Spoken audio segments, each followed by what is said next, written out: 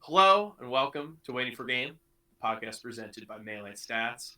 I am your host, Gimme Dat Wheat, and boy, what an episode of content do we have for you guys today. Just got back from a little bit of a trip.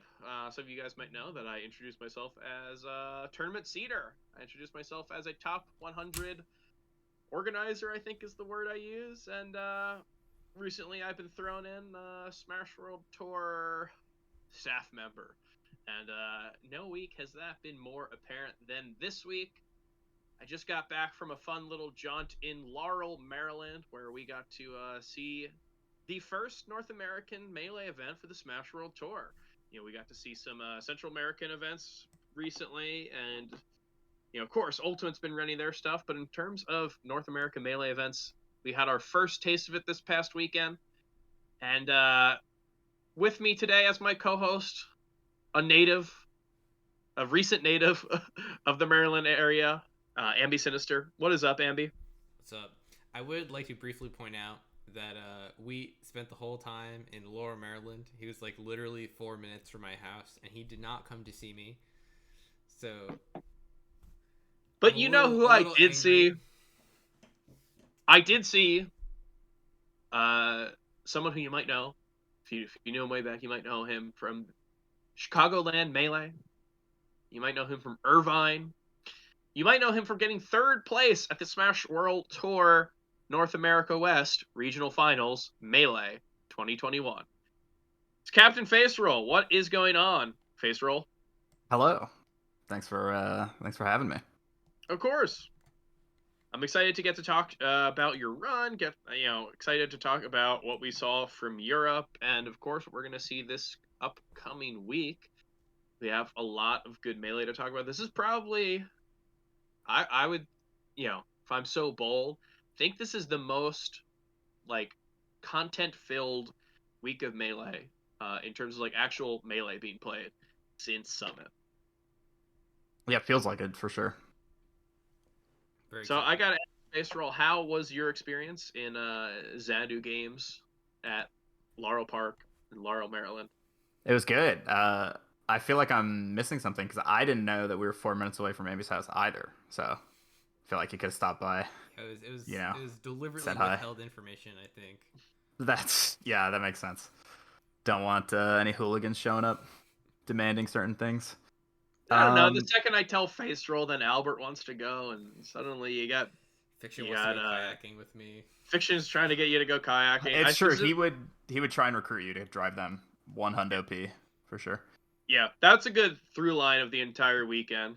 Very very fun weekend, a lot of work, very busy. And a position I kept finding myself in was being the person who either was trying to find someone to kayak with Fiction or getting updates on the information.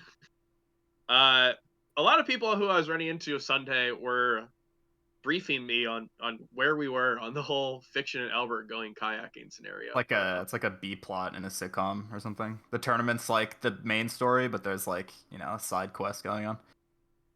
yeah, I mean, for Fiction, this was more of an A plot. I can guarantee you that he cared more about going kayaking than he did placing fourth at this pretty sacked event. But the good news is that he did end up going kayaking. Albert did end up going kayaking, so Hmm. I think it all worked out. This is a successful weekend for Melee, if only because of that. But let's talk about your successful weekend, because I would venture that you also had a successful weekend this past weekend. Would you agree? Yeah, say so. Probably on most measurable accounts. It started off a little rough, travel wise, but I'm no stranger to that. If you're familiar with my other escapades, I think it's actually kind of a good omen now. So, uh, If I don't travel know goes if you wrong, you're gonna guys, play well at the event. yeah, I don't know if you guys want to go into the whole story, but No, I want to hear. Yeah, I think it's a fun story for me, yeah, who did not have to. I mean, Yeah, I'm pretty laid back, so uh, you know, could have been worse. But basically, I was supposed to fly out Friday, like from beautiful Orange County, California, John Wayne Airport. Like 11 a.m. or something, and then have a layover, and then eventually land in Baltimore at like 11 p.m. local time. But what ended up happening is I went to John Wayne, and we, the plane's there, and we're doing all the normal stuff, and we're boarding. So literally, we like put the stuff in the overhead tray, put our personal item under the bag, whatever, and we're buckled in, we're about ready to take off, and the pilot's like, seems there's a dent in our door. I don't know if we can fly this thing. Hold on, guys. So we wait like 20 minutes. We're all in the plane, strapped already, ready to go. And then he comes back and he's like, "Yeah, no, we can't fly. Sorry, guys." So we have to get off the plane. It's already been 20 plus minutes since we like boarded, technically. And then the plane is just delayed 4 hours. And Jesus. thing about 4 hours of time is that my layover was not 4 hours long. So it's delayed so long that I had to miss my connecting flight in Chicago. And so they sent everyone on the plane to customer service, American Airlines, and it's not a small plane. It's like a big one. I don't know anything about planes, but there's like, good 100 people on there, whatever. And it's just an insane line, and like some people are calling their customer service, some people went like to gate agent, some people went to like the customer service like where you like check in the bags at the front. It's a whole mess. I call them and they're like, "Yeah, like there's just that was the latest flight out of Chicago. So the next flight to Baltimore is just tomorrow morning at 9 a.m." And I'm just like, "Oh my God, that's awful." Okay. And that's it. There's nothing you can do. I mean, obviously they like moved me for free, on that flight. I didn't have to buy another one, but like there's just nothing you could do. So ended up taking a plane 4 hours later than it was supposed to be, landing in Chicago. And then conveniently, I'm from Chicago. I have family there. So That's I had to hilarious. call I had to call my mom and be like, "Hey, can you pick me up from the airport like 9 p.m. today for fun?" It's thankfully they were available, they were in town. So I ended up sleeping in like my childhood home that night and then taking a flight in the morning to Baltimore, like Saturday morning that day of pools. And that flight also got canceled. So I actually ended up taking another flight that was even later than that one in the morning. Thankfully, using the power of proper player management, my pools got rearranged timing wise. But Yeah, your 3 p.m. pool got moved, and I will say some people weren't happy about that. Uh, yeah, but hey, you arrived at the venue at like 3 p.m., so I will say that was a dub for old Dub Heat. yeah, no, it was. I mean, I definitely wouldn't have made it on time if it was the original thing. Yeah, it's just I don't know. For some reason, me and flights like when I flew to Fett in England. I don't know if you know the story, but I like passed out on the plane. Jesus, I really? like yeah. I was just like I don't know. That's a whole nother story. But basically, Did I was anyone just do like anything, or did they just think that you fell asleep? no. Well, it's a bit more dramatic than that. I like was attempting to. It's like an international flight, so they have like the like monitor in like the front or Mm. I guess the back of the seat in front of you. So they have all this like special stuff, and so I'm like my like face gets hot and like my vision starts to blur, and I'm like trying to like use the like tablet in front of me to like call for the stewardess flight attendant, and I just like am physically incapable of pressing the button. So I like turn to the couple next to me, and I'm like, "Hey, can you get someone?" And as I'm saying that, I just puke Oh, slightly on this guy's shoe, sadly, but mostly in the aisle, and then I just pass out. And I come to, and I'm like on my side in my aisle, and there's a very nice British flight attendant uh, taking care of me, asking me what's going on, if I'm like sick or if I need medication or anything. So that was the whole thing for that tournament, and I ended up winning that one. So yeah. No, this uh, seems like yeah, we should infiltrate the oh boy, I gotta word this very carefully. they're I'm not going listening. to say infiltrate the airport. We should we should have one of us work in the air field, and just like make sure that any tournament you go to, we like anything with something on the line, we fuck it up. Right. So if it's Genesis, which I assume that you don't take a flight to, um, but maybe.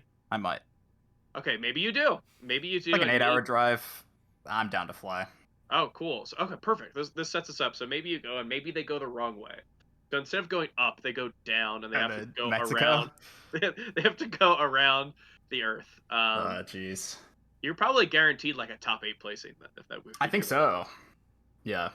Yeah, I don't know. It's just I'm pretty sure I'm literally on a list for Virgin Airlines, like on God, because when I tried to fly back from England and I like checked in, they like looked at my like file and they were like, "Are you good? Like, dude, like I saw that you got sick on the plane. Like, do you need something or like, you're not gonna bring deadly illnesses back to the States, are you?" Yeah. So Since when has England not cared too. about that? I don't know. They're very nice though. All things considered, and I won, so I ended up, if I could go back in time and change something, I would not. So that's the moral of that story. Careful what you say on this podcast, Griffin. Melee Stats has not been known to be a very pro-British conglomerate. Yeah, that's okay. I've had my experiences. The world has had theirs.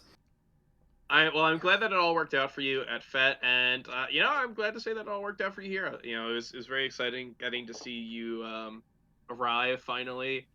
You didn't listen to my crack brain scheme. I was really wheeling a deal, and I had like 10 different Chrome tab opens, and I was like, okay, Griffin, here's the plan. He was cancel your flight immediately. You're gonna get entire refund. If you don't, I will call. I will get your refund. You're gonna have you drive down to LAX. It was a whole big thing, but we didn't have to do that. You were able to kind of just do it as you did. Got to spend some time in Chicago, got some Portillos, and oh yeah, got yourself a nice little third place. God bless. Yeah, you're trying to pull like a heist from a movie, but no, we took it nice and slow. Bit, yeah. I'm sorry that your dreams didn't come to fruition, but I don't know about dreams so much as nightmares. So I was not at this event, but I definitely did get a little bit of secondhand anxiety from Wheat in the Discords during this whole event. Yeah. And like once he got to the end of the event, he was like, "This is great. I feel great. I feel very competent and good. This is great." The entire time leading up to that moment, he was like, "I fucking hate this. This is awful. I feel horrible. I don't know what to do. This is insane." Okay, all right. We're all human. I said that for like 30 minutes. I don't want to get into that. Straight minutes. You didn't get the secondhand chill. I was chilling for a lot of it, and you didn't get the secondhand chill. You just got the secondhand stress. Chill. I'm not known to be a very secondhand chill kind of guy, unfortunately. No, it is. I mean, without getting into any of it, I think that any event kind of has its woes in the very beginning. But if you were to watch the event, you could see that it ended up going pretty smoothly, and I was very happy with how everything ended up working out in regards with like. Everyone kind of knew when they're supposed to go on. Everyone had like a pretty decent idea of when they should leave the venue and when they shouldn't, or like if they were to tell me anything. I did what's it called? What's that thing called? It's like a StarCraft thing, right? Where you like immediately go on to see your haters. You immediately go on Twitter. I did that. Oh, is this a StarCraft chair?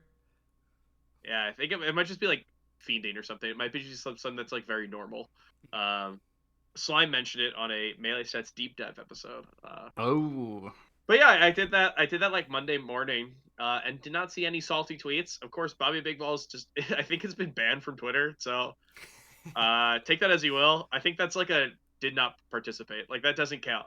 Oh right. It doesn't count. Right. It's like when you skip a question on the SATs. It doesn't count against you, but it doesn't count for you.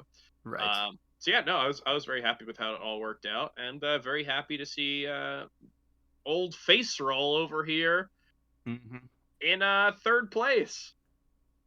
Yeah, no, I mean the event, tell me how that happened.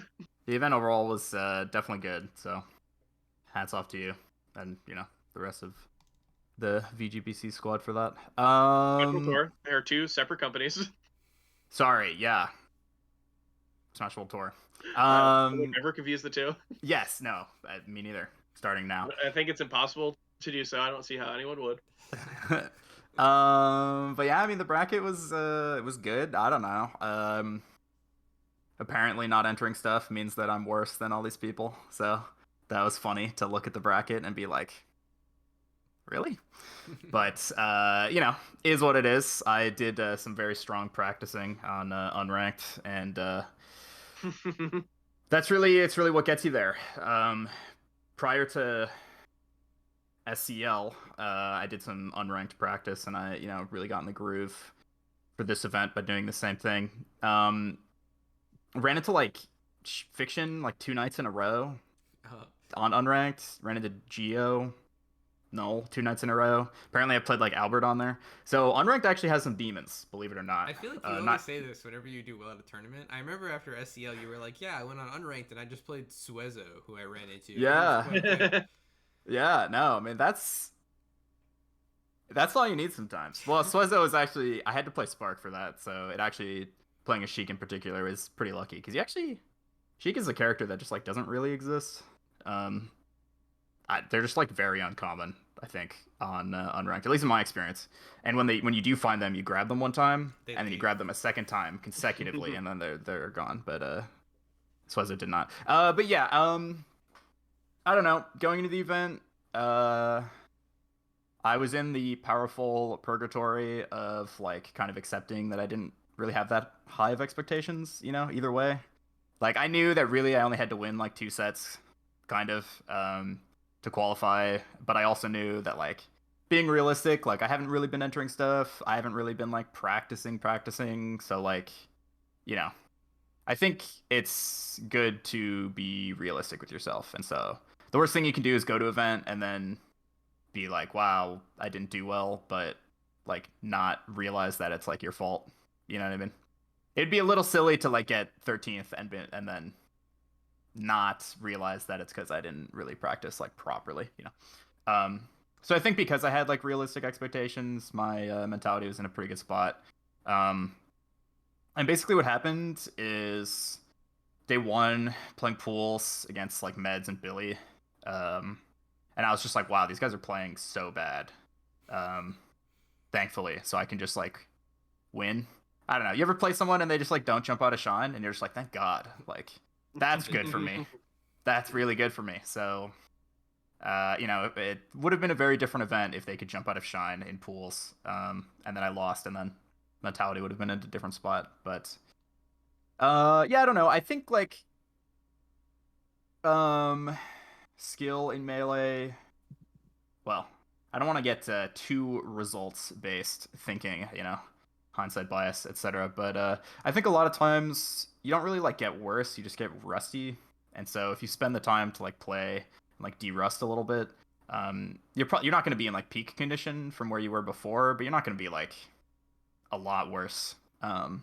So Yeah, I think it yeah, I think my surprises people whenever a player comes back. Like we saw KJH come back this weekend. He yep, went to Yeah. Meet 6, and yep. he was looking good. Like he missed some stuff. He definitely looked rusty, but Yeah, you no, did I was see actually the guy I win was the event. I was like, oh shit, he's yeah, still I good. was Ended gonna up taking 2 sets off Ginger. That's not too shabby for someone just coming back after like a year break. right, yeah, I was actually gonna bring that exact same thing up. Yeah. So it's like um I don't know. There's just a lot of things. I think another thing is that skill gaps in melee are like bigger than what people want them to be. Um, I don't know. Like I think like Plub, for example, is like a lot better than me. So like even if I get to the point where I can like beat him, that doesn't really mean that I'm like better than him or even close. You know what I mean? So it's like it's just hard to like wrap your head around that. So like, Santi cannot even own a setup for like 5 years, and he's just like still getting better anyway. You know, so that was fun to be on the other end because when I went to UCI as a student, and Santi would just come in and beat me and Squid and Connor back to back and just not even own a setup and then leave and tweet about some questionable things. I'd just be like, God, I hate this guy. But such is life. But yeah, Well, so basically, I've got a question, if you yeah, don't go for mind. it. Yep, go for it. You're talking a lot about player skill and how you view particular, like, how skill relates to results and all that. I heard with my little eavesdropping ears this weekend, I heard you had a conversation with Android Zero that was kind of a lot like this, right? It was a lot about like how to define your own skill and like whether or not I think wasn't there something about like you are always going to be like the best you've always been or something like that? Or am I making that up? No, you're on a similar track. There was a he's referencing an interview I did at Last Stock 100, which is the 100th iteration of a San Diego local, where I won that, and then had a winner's interview with Chroma, I think. But basically, it's just sort of like reframing your sense of time, I guess. Thinking about the current as no. How do I phrase this properly? Basically, thinking about yourself in the present as a data point in the past. So basically, if your goal is to be really good at this game, then it doesn't really matter what you're doing right now, as long as you're like on the path towards getting better. Um, so the idea being like, you might have a bad tournament or whatever, but like it really doesn't matter. You think about, I don't know, some random person who did poorly at like Apex 2015 and now they're good. It just like doesn't matter at all. I don't know. Like you have these like there was a SoCal Arcadian that I won. That was a weird time, but there was like two SoCal Arcadians back to back, and one of them had a rule that you couldn't enter at all if you had ever been SoCal ranked. And that's the one that I won. Over like East Coast Jeff and Luigi Kid and stuff. But there was another one that I got second at, which was you couldn't enter if you were ranked like 2009 or more recent. So I lost to Psycho Midget because he was ranked in like 2008, and that was like the cutoff. And that was kind of a heartbreaker. But well, for Do me, I remember obviously. a Roy Fox game in that set, or is that a different? That is a different tournament. That's a which different one. We don't need to talk about. But It is good that Abby was thinking about that because I was trying to find out. So we have some questions for you at the end of the show, and that was probably going to be something that I was going to shoehorn in. So good to see that someone has to do it. I'm glad got it you out are. of the way. Right. But yeah, so you can like, obviously in the moment losing that tournament was like felt really bad. But it's like it really doesn't like matter.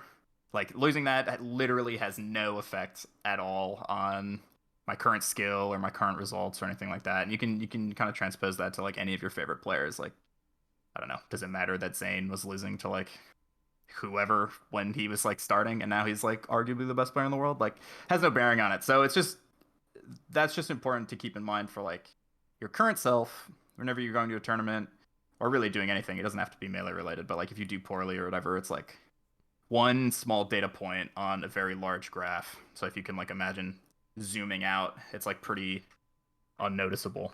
So if you can just like kind of separate yourself from that, and realize that like your future self is more important, then you can overcome current mentality issues.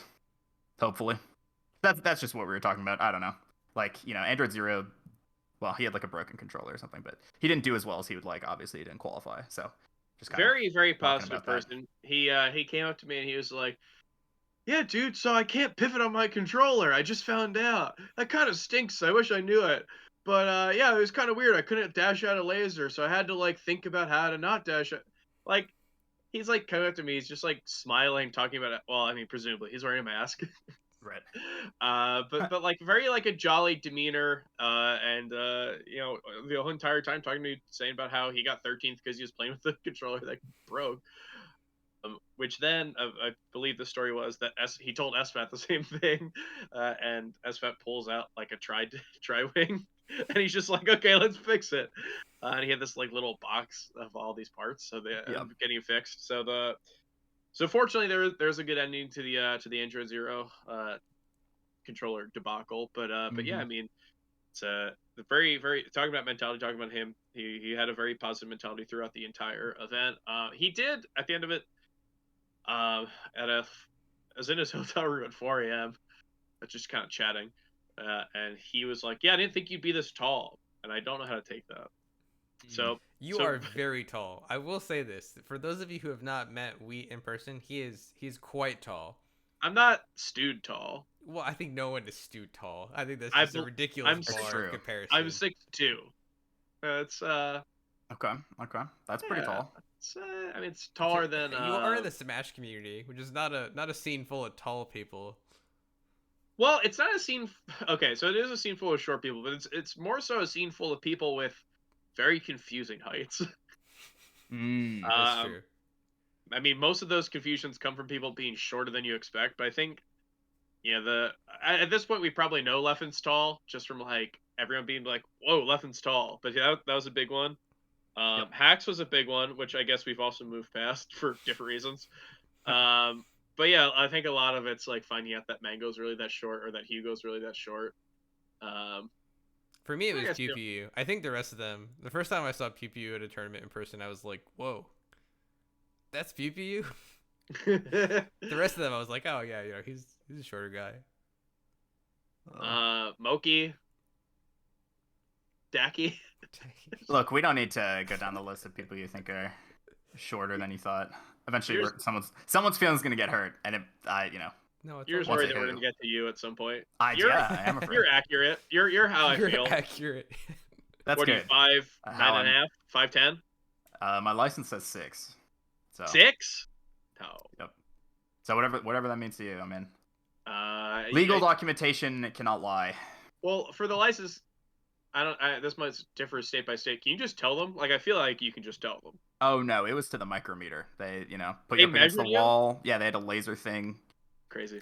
They like 3D printed like a figurine. It was a whole thing. All right, well, California does it different for sure. sounds official. Yeah. It's just possible that the two of us don't have the perfect posture that someone like Polish. My might have. posture is actually awful, so that's another I'm thing. definitely in there in bad posture gang. People think that I'm like 4 to 5 inches shorter than I actually am. Yeah, it's a curse, but It's fun though. It feels like you're kind of like Rock Lee taking off the weights though when you like actually straighten up. that actually is true. I have had that happen, but yeah, 6, 5'11", whatever, 5'10", anyway, around there. Well, good to hear. For everyone wondering. Yeah, well, sorry, I'm like desperately trying to think of a transition. Well, Plup's probably about 5'10" as well. So Plup was in your pool, and you also ended up playing him in losers finals. What would you say about him? He's the best player of all time, and also I need to know where his pants are from. Day 2, I'm on this quest. Oh yeah, He had these like mint green tealish / like pink joggers or something. And he sits down day 2, or rather I sit down next to him and I'm like, yo, like where are your pants from? He's like, what? And I was like, do you know where you bought your pants from? He's like, no. He definitely Which does. That definitely seems flabbergasted like me. you. I was like sad. I'm still sad. I'm on this quest. I'm hoping it seems like something that like one of his subs would know, or like subs kind of know like a little too some personal parasocial information. guy, you know what I mean? Yeah. So I need to ask that question, but I didn't want to use my Twitch Prime sub on him to like ask it. I asked him legit 3 times in his chat yesterday, and I asked him in person, so we'll never find out. But no, Plus very good. He is a player that is better than a lot of his matchups would lead you to believe, in my humble opinion. For example, and this is kind of this is like the classic like top 200 level player thought, where it's like, yeah, like Armada's like really good, but like I'm probably better versus Puff than he is. Like you can imagine some like 200 level Peach saying that. Yeah. And that's kind of how I feel with Plup in like certain matchups. Like I feel like I watch him play versus like Marth, for example, and like obviously he's a better player than me and like smarter in like every single way. But like sometimes his punish game makes me, or like him edge guarding, I'm just like, man, he would literally never lose to Zan if his like matchup skill was the same as his like player skill. Just kind of unrelated to things, but that's how I felt. But yeah, no, Plup's good. He kind of beat me up in pools, but I also, the benefit of the format is that I kind of felt like day 1 like just like didn't matter that much. Very like Summit-esque, where you're just like, man, Cody lost like went 0-4 in pools or something, and then did really well day 2. Kind of sucks for the people he lost to in pools, huh? So for me, and I tried to spread this gospel to the rest of the players. I don't know. I think I just like put more mental energy into day two for sure. Because day one, just like legit, like whatever. It would have been sad losing to Meds or Bailey, but like it doesn't really matter in terms of like qualifying. But yeah, Plup's the best. I don't know, the fact that he can play Sheik and Fox and just beat everyone in the venue without. Well, I guess he lost his set, but seemingly simply is very impressive, and he's very nice too. You see his fit day one also. He had like a coordinated shirt and mask. mask. Yeah. Yeah, he was Yep. he's kind of flexing on us. No, definitely. Yeah. Uh, You can feel the aura. It's actually it's what they won't tell you. The out of game presence is important too. Yeah. Sorry, did I go off a tangent? I feel like I Oh. don't remember what the question was. I think you just asked about how tall Plup was, and we got onto the actual topic, which was how Plup did at the tournament. Oh yeah. Yeah. No, he's good. He's good. I think Plup is kind of nuts. It's just wild to me that he like didn't really look like he was bleeding versus any of them, except for SFAT, who's like disgustingly, inhumanly good versus Sheik as Fox. Yeah. And then he just went He's pretty Fox and won twice. And I was like, I mean, oh. like disgustingly, inhumanly good versus Plup. I was talking to. Ooh, this is like the most name drop episode of the year. Drop him. This is a very fun thing to view myself as a little tiny star fucker. But I was talking to Bobby Siege. Yep. And I'll say this right here: all this name dropping doesn't work. I talked to him a lot during the event. I followed him Monday morning. I have not received a follow back. Pretty rough. So let me tell you, for all the names I'm gonna drop, it's not me trying to act like I'm cool. I've pretty much figured out that's not the case. I'm just dropping it to, color in the details of the story. I think you're cool, don't worry. But I was talking to I was talking to an unnamed CLG coach about like how I view the SFAT versus Plup sets, and I think that they're really, really cool because like when we see them, it's usually something that I think that if you were to ask the like Genesis watchers or the Summit watchers or stuff like that, people who only watch the scene at large, I think would like pretty certainly favor Plup in that scenario. But then I think if you talk to someone who watches more of it, it's like the set history for SFAT victories are really there. Like a lot of their times that they played kind of point to it being more of a contentious matchup. And when Plup does win, like he did at Riptide, I think it's just like this really cool thing where I see that as kind of like a bellwether to find out just how ready Plup is for the rest of the bracket. If they play in winners quarters or something, it's like a good indicator of how I think Plup will do versus the spread of top players in top 8 and top 4 or whatever. Because when he goes emo and like just like does this BM Fox and keeps losing, it tends to not be something that will like the best indicator that he's going to do very well. But sometimes he'll like play Sheik and do really well, and that like kind of points to me that he's going to be in a little bit of a better mindset for the tournament. But and then I said that, and then we saw we saw 3 sets. One where Plup ended up losing, and then 2 where Plup did really, really well. So maybe this whole theory doesn't make any sense. It was a close set though. The first Plup SFAT one. Yeah.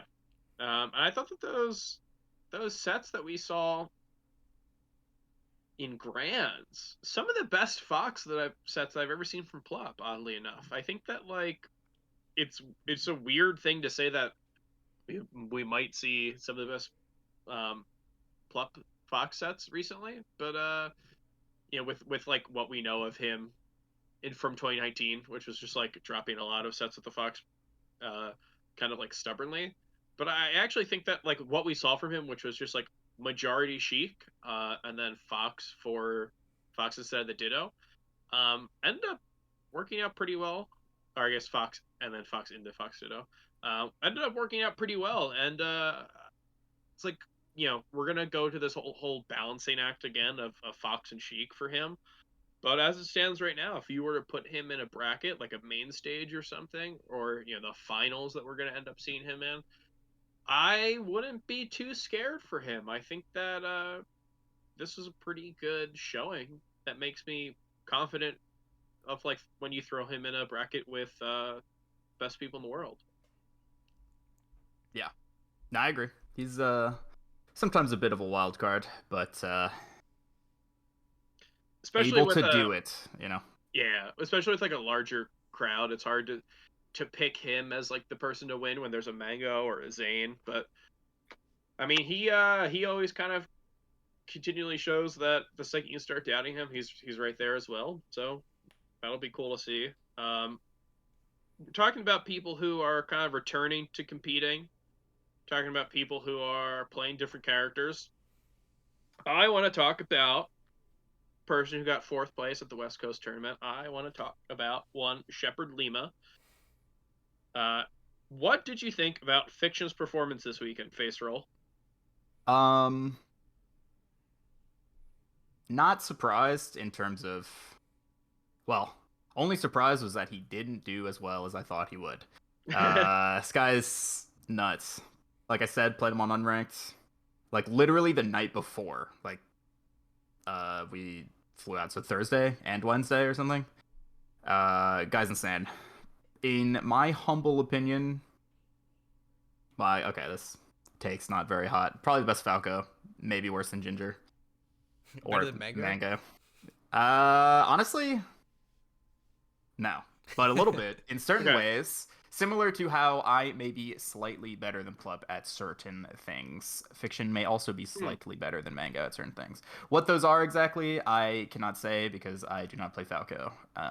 But playing him, it just feels like he has just like a control over the game that's different than like most people, and he just like doesn't let you win. You know what I mean? I don't know. When I play like other Falcos, um, even Mango included, like you just can do stuff. I the not a very good description of what I'm talking about, but like you can just like sometimes you have a mental lapse for 5 seconds, and versus most players it doesn't matter. Versus Fiction, you'll like blink, you'll black out. 5 seconds later, you like lose a stock because you're being dumb, and Fiction is like very good at beating you up for being dumb. Um, yeah, I don't know. I'm a little well. I don't know. Our set was game 5, like last stock, I think. So really could have gone either way. But I'm impressed with myself that I beat him, I guess. So I don't know. I think he's just really good. When I played him, oh, another thing, I have really I became a way bigger Fiction fan from this event because he is such a Falco truther. Falco, he's just like so confident in saying how broken and stupid Falco is, and I feel like it's a breath of fresh air because like most Falcos that I talk to at least are like, he spawns at death percent. Like all of these matchups are actually impossible. Like you can't do anything. Like you don't have any real combos. You like get thrown off the stage and you die instantly. Like did you know if you SDI Shine, like you can't get anything? Like all these people talking about stuff like you can just power shield lasers. They're not even good. Fiction is just like every time I would back throw him, he'd be like, wow, I hope you don't get the 1 in 15 that kills me. And then he'd like just side B at me and make it. He's like, only 14 more to go, man. You'll kill me one of these days. And then I'll just like down throw him, and then he'll just like tech towards the ledge, and then I'll down throw him again, and then tech towards the ledge, and then he's just off stage, and he's like, wow, that 20% really mattered. And I was just like, man, like every other Falco would just be so like downtrodden or whatever, like so. I don't know. Maybe it's because he switched to Falco. It's like a different perspective, but like I don't know. You just cannot. Falco's actually unedge guardable. Yeah. Even in real life, I thought it was a net play thing, but real life, it's actually his recovery is just the best. I think, like, on God, side B, unpunishable. I like Fiction's Falco because I have this theory that like every player's secondaries are like a representation of their hatred for that character.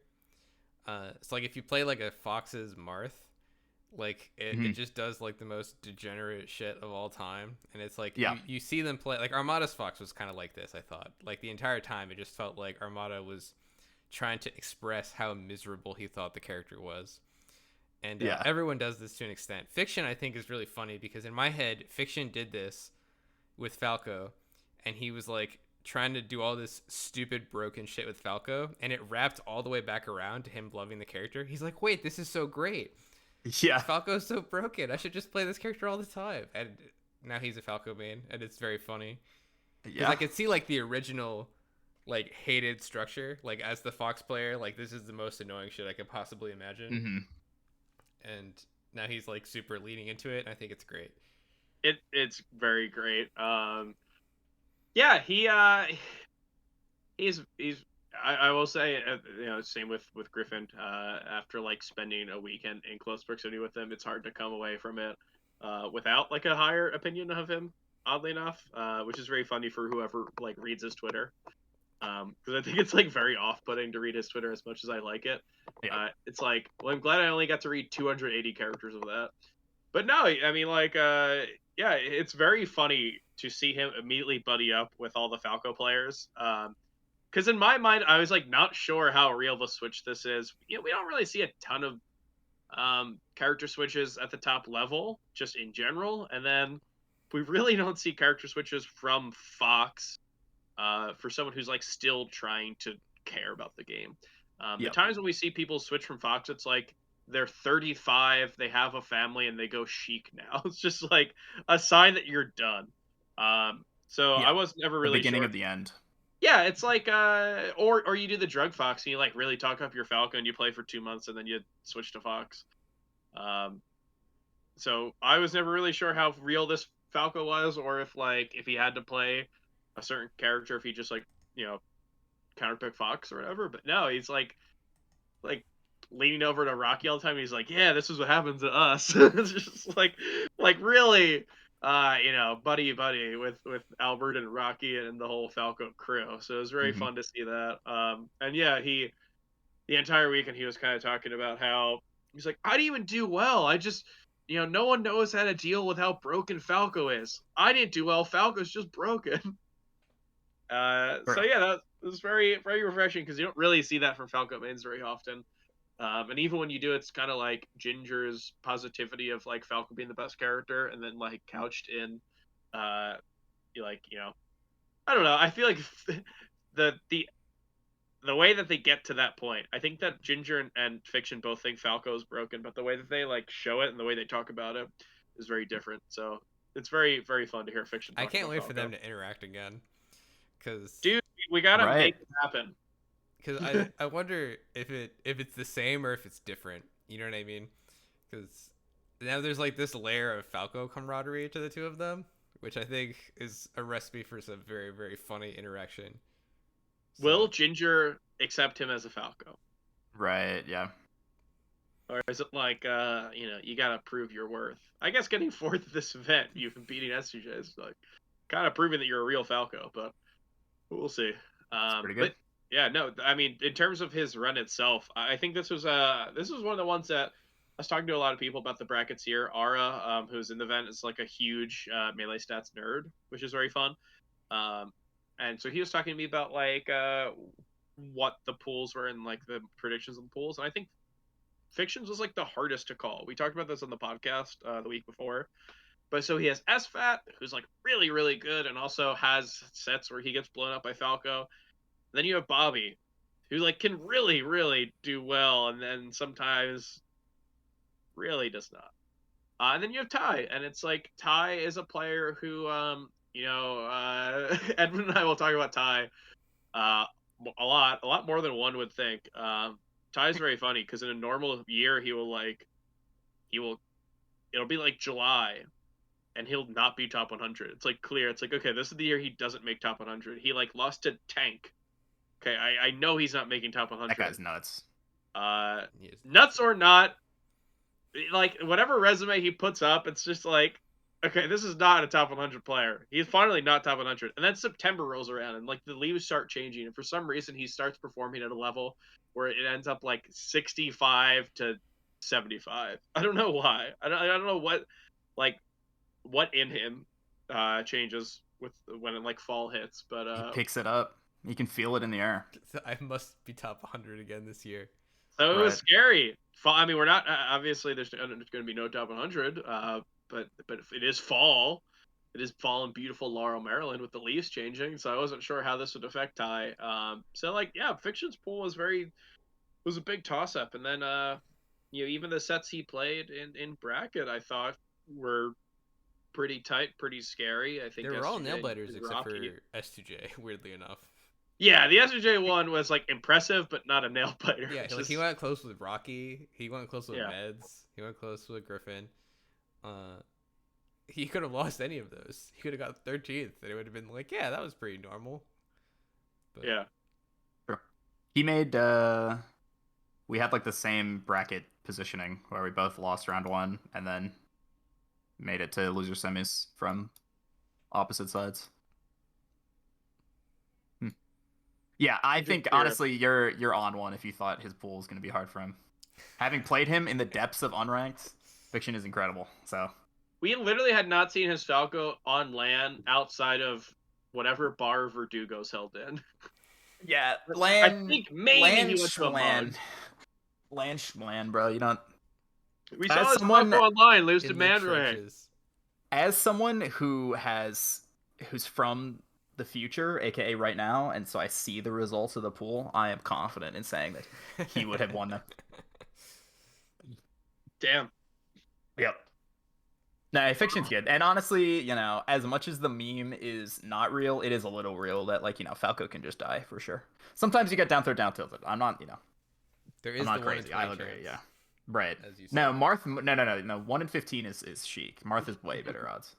What do you think about his defense as a Falco? Because I think like when a lot of times people switch, a lot of times, and maybe this is just like me making stuff up, but I think when people switch characters, it's like a lot of the stuff that comes first is like combo trees and neutral.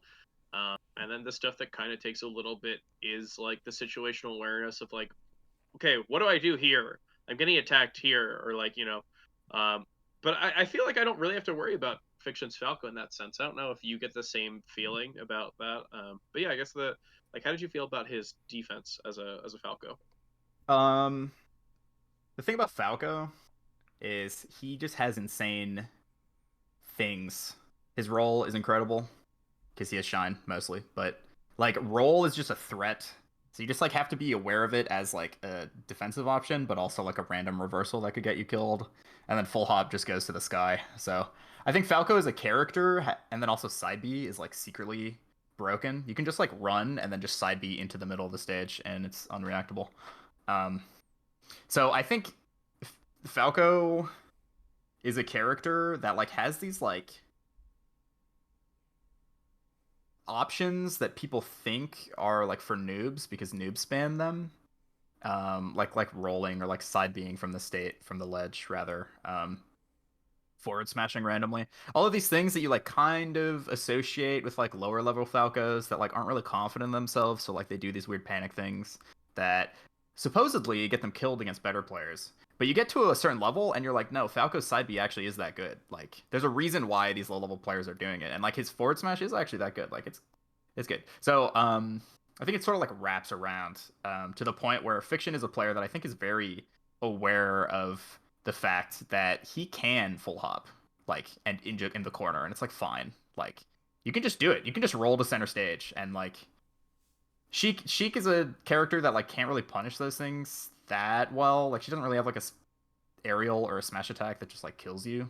Like if Falcon reads you rolling in, he can kill you for sure. But like if Sheik does, what's she gonna do? Grab you, and then it's a 1 out of 15, or like like F tilt, and then you're holding that. Oh, you're holding away anyway, so you just roll and she F tilts you, and then like the combo doesn't exist. Um, so I think Fiction's defense is actually very good from the Falcos I played. Just because he, at least from a Sheik perspective, I mean I can't speak on the other things. The other matchups are I don't have the high level expertise, but for Sheik, I think he's really aware of at least Sheik's offensive flaws and is aware of how to abuse Falco's strengths. Literally, just rolling away is like really good. Like you roll away, and then now you're at the ledge, and then you grab the ledge, and then you invincible side B, and it's like, oh my god, like, yeah, yeah. I, for one, I really do love the fact that I think you're not the third guest in a row. Also, one of the people who said this was not a guest. They were an interloper. They came on the show without being asked. But I do love Doran? the It's Kadoran. I do love the idea of top players coming on and mentioning second best Falcos of the This is Revolution very and funny. never That's like mentioned a Ginger. consistent theme of our show recently. Yeah, so you mentioned fiction. Kadoran on our Dark Genix episode mentioned fiction, and Logan mentioned Flash, which is Oh, a very That's quite a Logan hot answer. take, I think, but Flash seemed good. I haven't played him, so I can't. I It's think quite no one's possible played that him. getting the two of you in a Okay. tournament will never happen. That's So fair. Well, yeah. No, you're right. It's possible. He seemed good from watching him play. I think. Well, I don't know. I think Wizard beat him by Nairing out of shield exclusively. So if Flash could figure out how to beat Falcon Nair, he probably would have won that set. Because I think he was winning every single interaction, but just couldn't beat Nair. So maybe sad. Logan's not that wrong after all. I mean, maybe not. I don't know. I'd have to play him. I have a feeling that. I don't know. I don't want to. I have a feeling that I would do basic Sheik Falco things and not struggle that much, but maybe not. I don't know. I haven't seen him play versus Sheik. Maybe one day we'll get the fated matchup to happen. Hopefully, that'd be It'll cool. be you versus Flash, and then Fiction versus Ginger. We'll as make long sure as long as he's ranked top 100 already. So if I lose, it's not like people are confused. You know? Okay, I feel we'll have to like rig that as recently well. every loss is to a top 100 player now, because there's no top 100 and everyone's just like, yeah, I'm top 100. So True. if you Yeah, believe that he's a top 100 player and you lose to him, there's no need for it to be validated by the list. It's just, oh yeah, he's top 100. Yeah, of course. It's all good. Right. No, that's fair. One of my favorite things that I saw, and this is not an insult. Before I say it, I want to be clear, but it's very hilarious. So in 2020, in very early 2020, like January 2020, Dawson from Philly, that Puff Dawson, not the other Puff Dawson, tweeted about his first top 100 win. Big kid. So it's like this idea predates the lack of top 100. The thing about the top 100 is that like you would think that because there's like a definitive ranking of who's top 100 and who's not, that would be like pretty clear. But you can just say it, and it's very possible that people will still just believe it. You can just say that you had a top 100 win on Big Kid, and no one will know the better. And then if they're like he wasn't top 100, then you can like be like, well, he could have been. Right. Yeah. No, he seems in the realm for sure. So we're just kind of cutting the steps out of the way. Right. But yeah, we mentioned Logan earlier, so we've got a lot of Smash World Tour to talk about. Obviously, we have East Coast coming up that we got to mention. We have Europe, who we kind of glossed over, but obviously worth a mention. Before we get off the topic of the West Coast, we talked about Plup, we talked about SFAD, and you and Fiction. Is there anything else that we want to talk about? Anyone in particular? Maybe they're like any surprise runs or something that we just want to shout out before we move on? Griffin, I did like your tweet about being a good Peach player.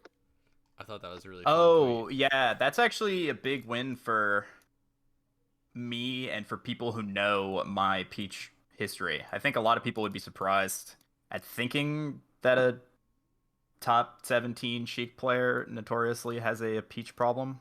Not like the R Smash Bros. Post Peach problem, which I'm glad you both are aware of. So I don't need do you have one of those Peach problems as well? No, unless it's subconscious, and that's what is causing me these issues. But no, that's actually not to just bring it onto myself again, but that's actually the win I'm most proud of at that event was Kalamazoo for sure. Because I just do not. I've like beaten Peach players before. I beat like Bladewise at Genesis. He's pretty good. He's like a little inactive at the time, so and I beat like McCain at a local once. And I've beaten like Connor's Peach. But like my record, lost like Rustin and like Eifter and like I wasn't as good as I am now back then, but at the time it still was a little surprising, I think. So yeah, I don't know. Say Lifter, isn't it? It's two eyes, but isn't I know when I was there they said it was Eifter, unless they were trolling me. Yeah. You were in Wait, did you go to South Dakota? Yeah. You don't even know about it with, because I with did poorly. Squid, right? No, not even. It was like I was on break from school, so I was in the Midwest, and there was like a tournament in South Dakota for like in Sioux Falls, the region, with like a really big prize pool. And I lost to I was first seed by like a bit. I'm pretty sure I was top 100 at the point or at that point. And I lost to Eifter and freaking Bobby Frizz, I think, or Oh, Shinobi. damn. One of those two. They were both there, and I think they both got top 4.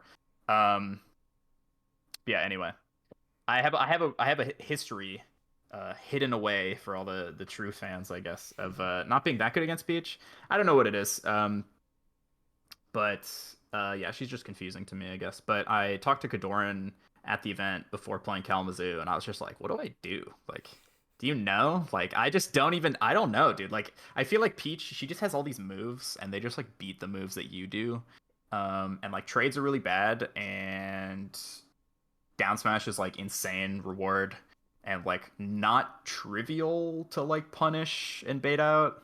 Like, you definitely can, but like, I don't know. And she doesn't like die. You have to like edge guard her like a lot. Like, well, other characters can kill her. She can kind of kill her, but it's like at like a 140. Most of the time you hit her off stage and you like weak back air like 10 times, and that is like just something I'm like not really practiced in. So my Peach matchups is pretty weak. So I talked to Kadoran and I was like, what do I do? And he was like, just never move forward ever. Just like turn your back and back air, but like do it away from her, and that's just and you have like needles, like throw those, and that's like It's kind that's of what it. the Foxes do. I've heard this Yeah, exact advice given by all the Fox players against Peach. yeah, and Moving then forward is so hard. yeah, it's just, and the thing is, I don't want to call myself an aggressive sheik, but I will. I generally like move forward a lot, and so like I'm just like not very good at playing like keep away. It's just not like it's kind of antithetical to like what my base playstyle is. So I'm just really bad when I need to do it. But I just like focused really hard on doing that, and then I also messaged Wally on Discord, and I had like I was talking to like Wheat, and I had like added Wally in like the Melee Stats Discord. I was like, someone like message this guy and get him back to me. Because the night before, he was like, I'll tell you how to beat the Peaches, and then he never did, and then I ended up having to play against Keizu. So I like messaged him, and then Android Zero actually like has his number, so he like texted him for me on my behalf. Yeah, there's a lot of Wally talk going on. Yes. He So was on Wally, everyone's minds. yeah, for good reason. But so Wally ended up like sending me like literally paragraphs of stuff on the Peach matchup, most of which I didn't end up using, but some of the stuff was definitely useful. I think Peach is just a character that's since she's like a slow floaty, you just have to be okay with recognizing when you're in a bad situation and just getting away from that situation. Like scrapping with Peach is just like not good. Unless you're like really confident in the situation. Like you can do it. CC is like good versus Peach in some senses, but like if you're not good at using it, it can be bad. Obviously, down smash is the most clear example. But like kind of what I was talking about with Falco earlier, Sheik's shield and Sheik's roll are also insane. So like if you're like in a weird spot, you can just roll away from Peach. And it's like she has to read it, and like even if she does, like she might just get weak dash attack, and it's like not that big of a deal. Like she can't like run and grab you. Like she can't do that. She has to dash attack, or she has to like float past you and like read you with like an aerial. So I think just like recognizing whenever you're in a bad spot, you can just legit roll away is really important. Because before, I'm just like very like stubborn and I guess like execution based. So I'm just like, look, this situation might be bad, but I can overcome it. But instead, I was like, I'm not going to overcome it. I'm just going to avoid that situation entirely. And that is just way better for short-term results for sure. So yeah, I just like rolled away a lot and then just like tried to not move forward. I definitely did to a fault for sure, but um, I don't know. I also have like, yeah, I have like a good punish tree for Peach. Like my punishes are good, and like I have micro interactions that I'm like familiar with. Like certain things Wally was telling me, like down tilt as an anti-air. That's actually the me. That is something I invented. Um, not really, but I mean it's something I do a lot. So like a lot of those things I actually am good at versus Peach, but just like neutral is just like weird because I'm just like moving forward and then she hits me and then I'm just like, oh, that's what's happening. Um, Also, I'm just very good at recovering, so Keizu like just couldn't kill me for some reason. So yeah. Yeah. Yeah. Happy about that win for sure. That's why I tweeted that because I was like, man, I've never beaten a good Peach before, except when I have. Great. I thought it was a cool tweet. Yeah. No. Very fun for Keizu to beat that Peach, who you ended up beating, and Yeah. also very fun was because this is a qualifier for the Smash World Tour Finals in December. We did actually end up having to do 5th place, 7th place, 9th place tiebreakers for various different things. So for the 9th place tiebreaker, our 9 players, our 4 9th place players, Ty, Albert, Ara, and Rocky, ended up playing this a best of 3 round robin to determine like who would be the backup in case anyone ended up dropping from the top 8. And then we had 5th place. Unfortunately, we're not able to play it out. Unfortunately, it was a DQ, so we figured that one out. And to figure out who was going to be 7th place, we developed a game where Meds and Keizu stood about 5 feet. No, it was about like 7 feet away from a trash can. It had like a water bottle with like a little bit of water in it, and had to throw it in the trash can. And I will say, unfortunately, Keizu had to bow out at 8th place for that. He was not able to take the tiebreaker from Meds. Very, very close game. Meds sunk the first one. Well, so after a bunch of misses, Meds sunk the first make, and then Keizu was able to immediately match it. Meds, boom, hit the next one. Keizu matched it, and then we determined that they got too good, and we moved it back another foot or two. And then unfortunately, Keizu could not keep up. So yeah, both you and Meds kind of getting some good Peach wins. Got the better of Keizu. I was wondering where you were going with this. The punchline beating that Keizu got destroyed twice is very sad. Well, you know what's funny is that so I looked at the European results for this tiebreakers, and they ran all of them, and they ran them all best of 5. Which sounds very European. I bet they had like 15 setups. Yeah, it sounds like they actually like really cared about that. And I thought my was a win because I convinced the 9th place tiebreakers to do melee instead of RPS, which is what they wanted to do. But yeah, the European ones, they seem to be on one more than I was, and they actually, performed their duties. But yeah, I guess while we're on that subject, we can talk about what happened over there. Smash World Tour, the European event was also this weekend, this past weekend.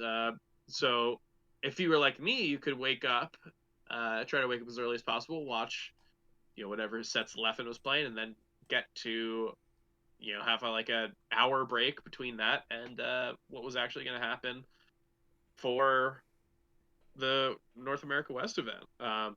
Pretty crazy weekend at Melee that we got to see. And I don't know about you guys, but probably what was most interesting to me was getting to see Leffen back on LAN again. This is the first time we've seen him on LAN since, I believe, Summit 9 in February 2020, which is quite some time ago.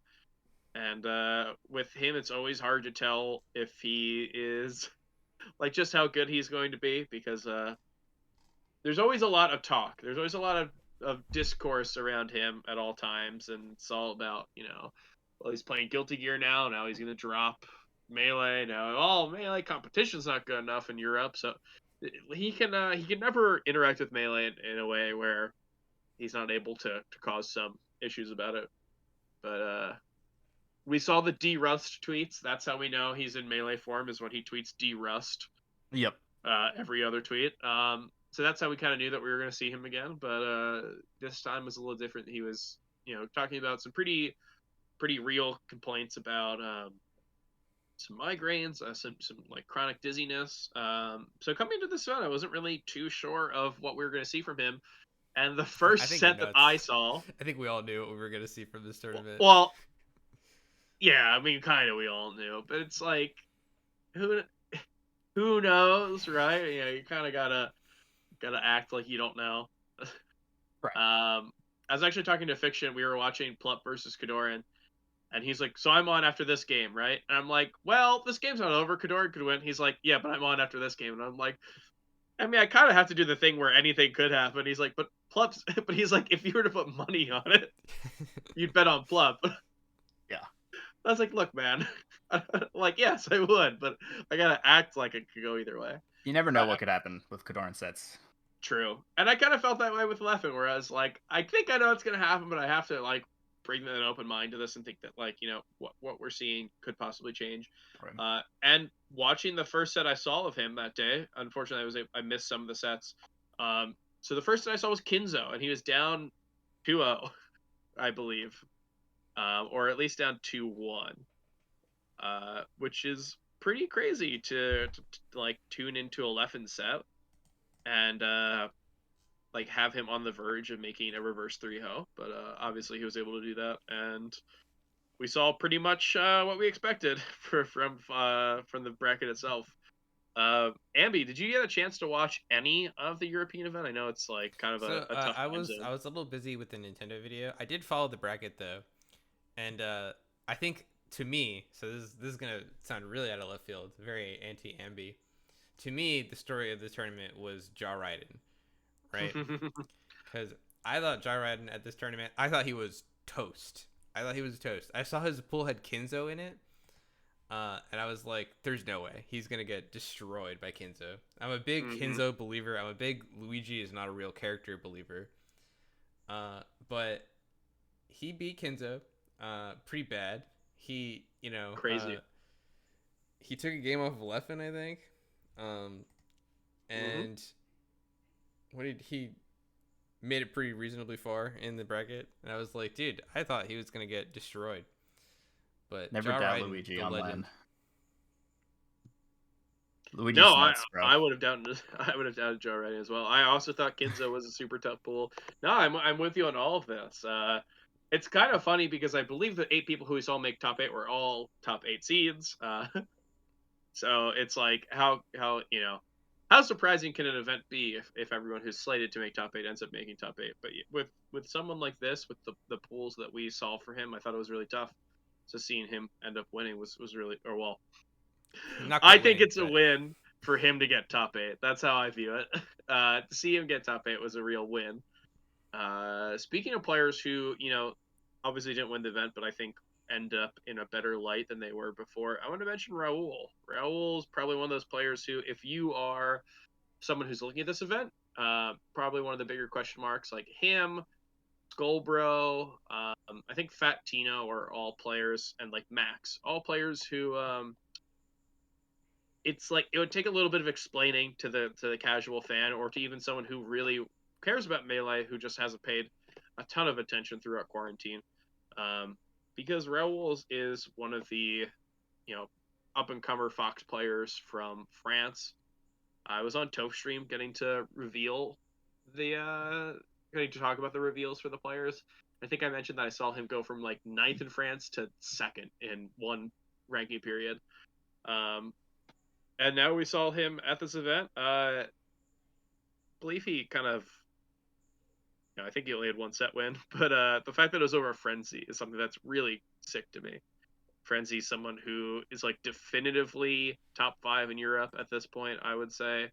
Hard to figure out what he beat correlates. Frenzy. I didn't even know that. I saw that he beat Mahi, and I thought that was pretty impressive. No, he did it. So he hasn't did beat Mahi. No, he did it in pools. Yeah, in pools. Yeah, oh, that's exciting. It was crazy.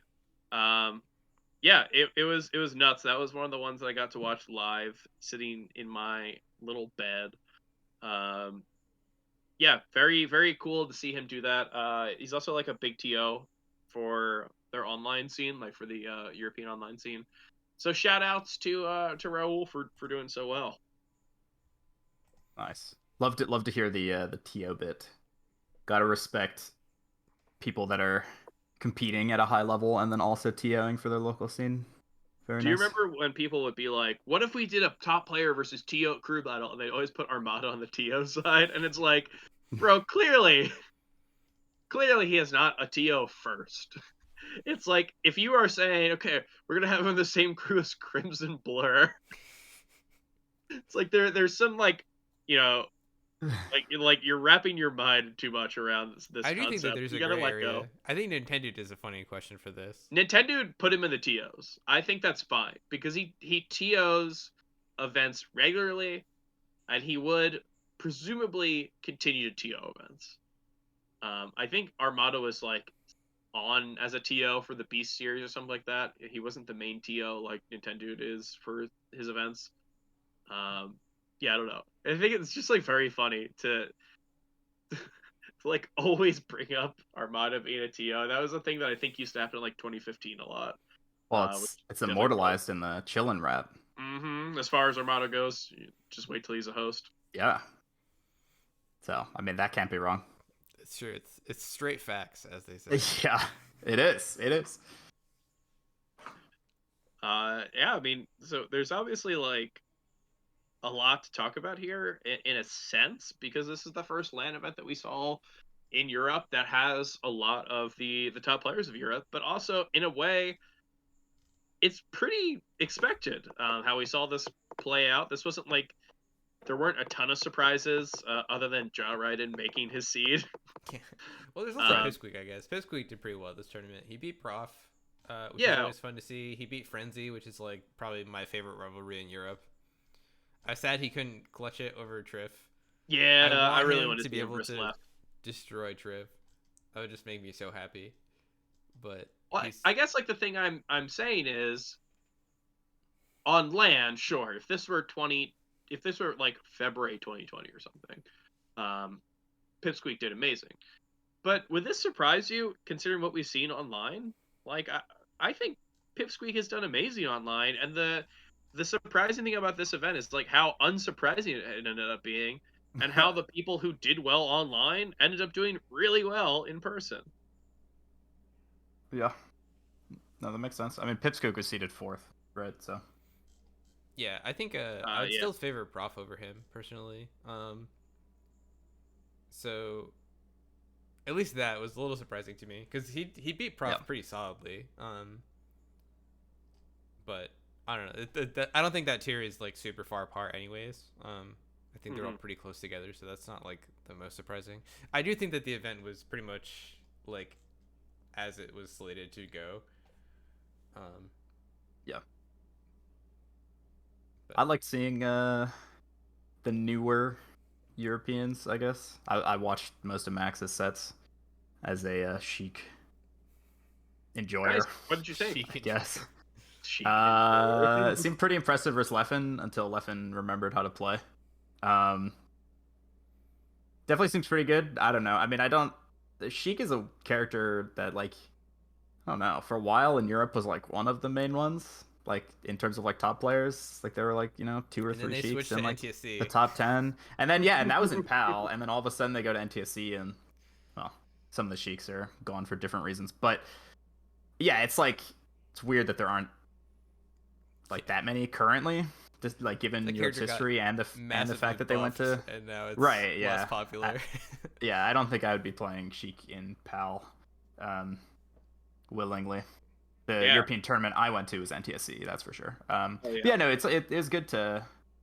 I feel like there just in general like aren't that many Sheiks in like the global consciousness, I guess. Like there's definitely like Sheiks that are like up and coming, like Ben and whatever, but like I feel like as a whole there just aren't that many. So it's always fun to watch them and see. I think I don't know. I just remember watching Max play Ja Raiden, and I was sad that they didn't seem like they were Luigi Slayer at that point. Certain things Ja Raiden was getting away with, and I was like, that shouldn't be happening. But it is what it is. Something to overcome. For Max. Yeah, I'm bullish on Max. I definitely think they're gonna be pretty good when the cards come down, I guess. Right, they have the makings of it seems. So I think ended up being pretty bullish on almost all the people that we have here. Unfortunately, international travel in this time, pretty bold plan to make this all happen and to see it happen like as close to the plan as it was is super great. But fortunately, there were a few players who we didn't end up getting to see here. But even then, even as like not perfect as this is, I do think that I'm pretty bullish on a lot of these people. Like we mentioned Max, I think Fat Tino is also very good. Someone who believe was ranked like 5th in the UK on their PR before quarantine, even above Mint. And then you have like Raul, who you mentioned, Kinzo, who you mentioned. I think Rix and Skullbro are both very good, and someone who we saw not really perform that well this weekend was Meaty, the Swedish Marth player. But that is someone who, I'm willing to say this is like a step in the process, right? It's like, Right.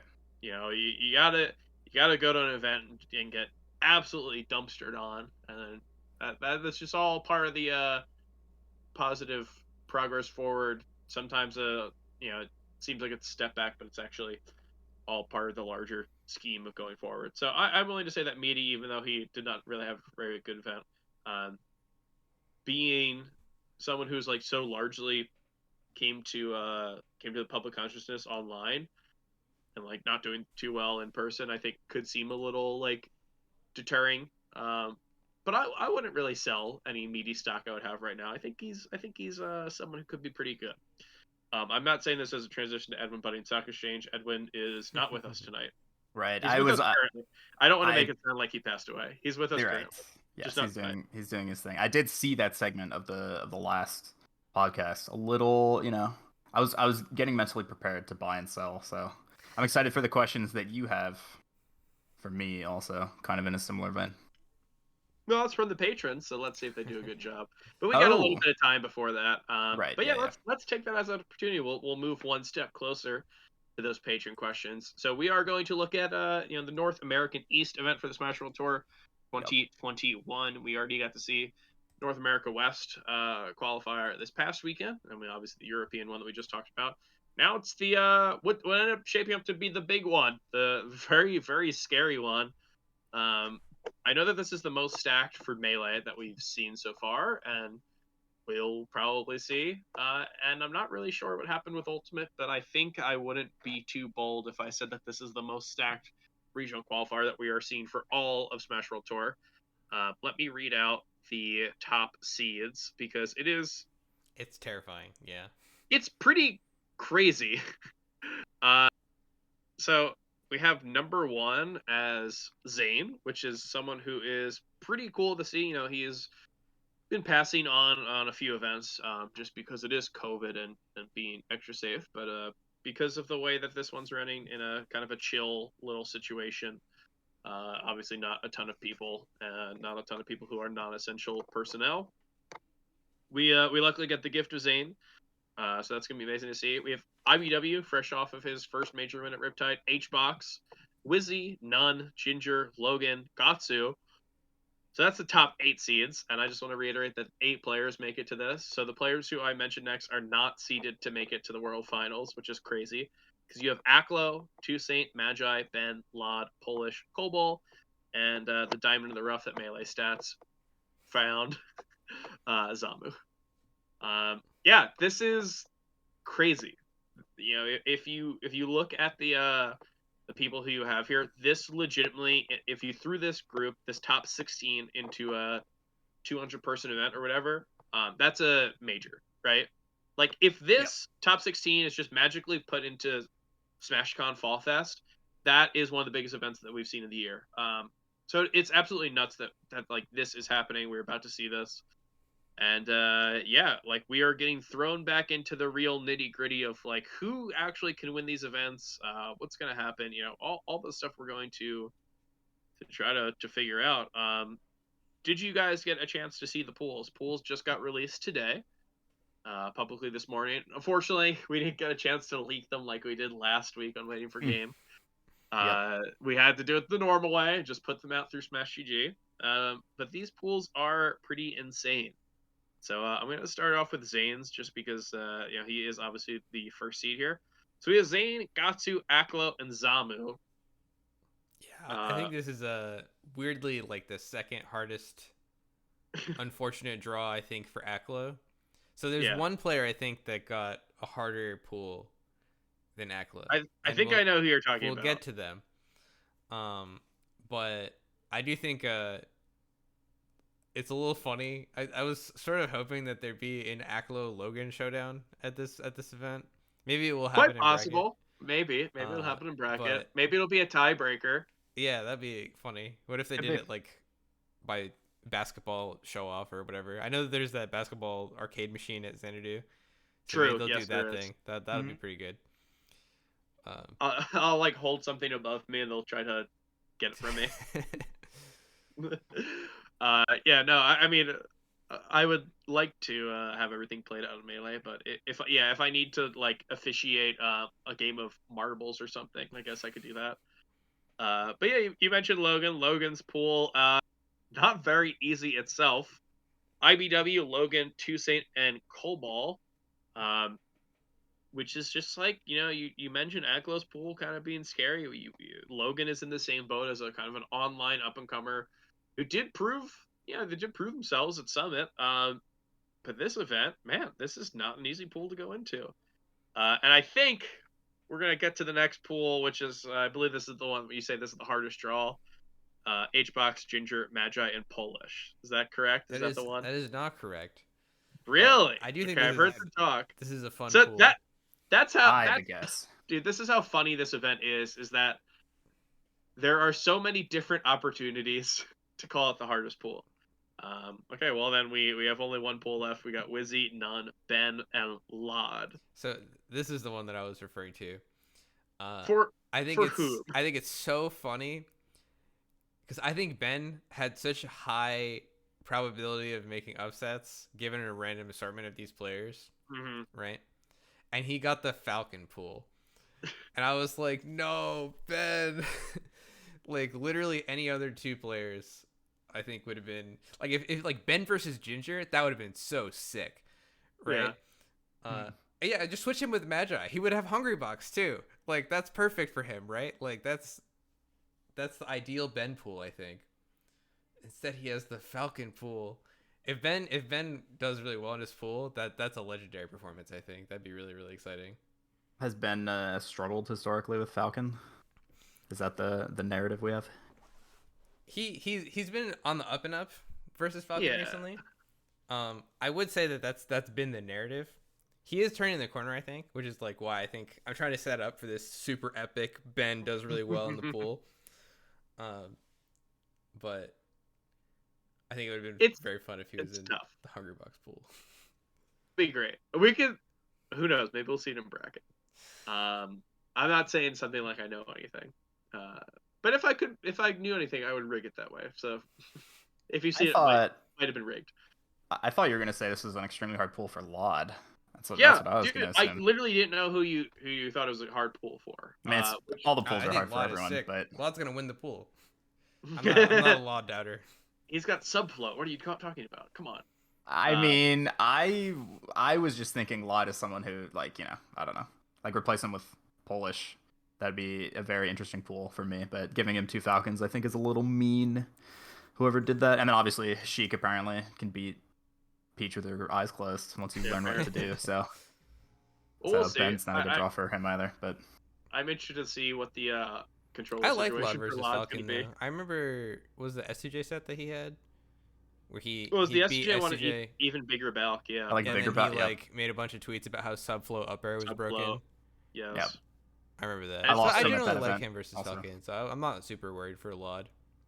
Lod's also on his golden path of improvement by playing on box for some matchups, and I think Falcon's one of them. I believe. I believe he got somewhat dumpstered by Gatsu at Riptide. But it's all on the up and up. Like I got to move backwards to move forwards and such. But I'm not sure if we are seeing Lod at this point where he is like at his peak versus Falcon. And even if he were, I think that these two players are super scary. Seeing someone like Wizzy, who's just like very patient. I'm not sure if I'd call him like a Peach specialist, but he is someone who I think has a playstyle that does well against a lot of playstyles of Peach.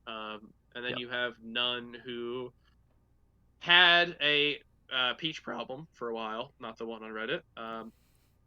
But I think it's kind of turned the corner on that, at least to the point where, like, I don't think that it's a given that any peach who's ranked like 60th in the world or something would beat him.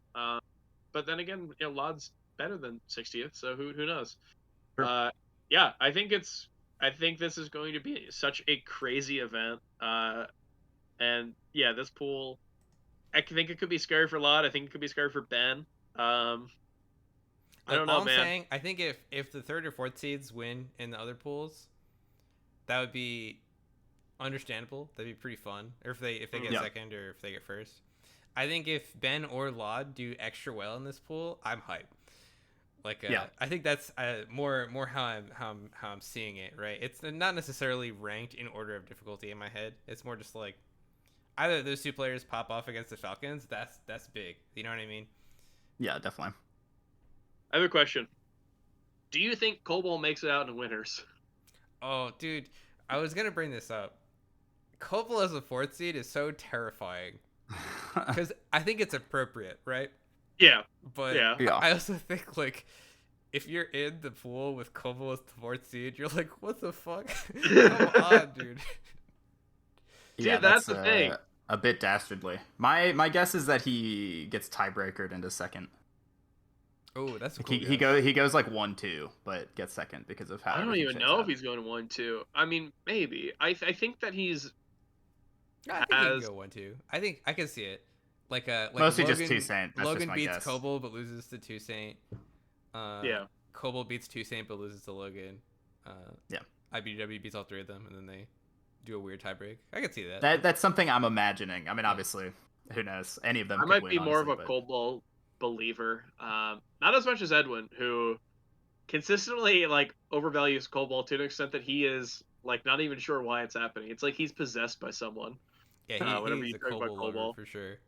But he doesn't understand it. He's like, why am I doing this? It's like, why did I rank Cobalt 25th for the year? I know the results aren't that good. I can't stop myself. he's got a pull about him. You know. It's just something. Yeah, it's like something takes over whenever someone talks about Cobalt. Uh, I don't know. I might be a Cobalt believer in this one. I think Cobalt might go 2-1. I think this is just like such a pool for him to do well in. Logan obviously is just like such a good player versus Fox. Just like very good spacey slayer. But then you got someone who like Cobalt, I think operates on a little bit of a different level, and I think it's a little tough for people who are on the come up to beat him first try. Like definitely someone who when Logan was playing all these online stuff and like beating people, I think Cobalt took a little bit to like round the corner. Logan took a little bit to round the corner on Cobalt, that is. So we will see. I think that's kind of a tough situation to be put in. And then Cobalt versus Toussaint, I definitely can see that. I'm not even sure who I favor in that one because I think Cobalt's so good versus Puff just after years of playing HBox. But then again, Cobalt kind of operates on his own like frequency. He might just run off the stage and side B off the stage and go 0-3 in his pool. So we truly will never know until it actually happens. He can be up 4 stocks to 1, up 2-0. And until he wins, it's very possible he might throw it away. Right. It's not over till the game says so, for sure. None more true than with Coldball. Yep.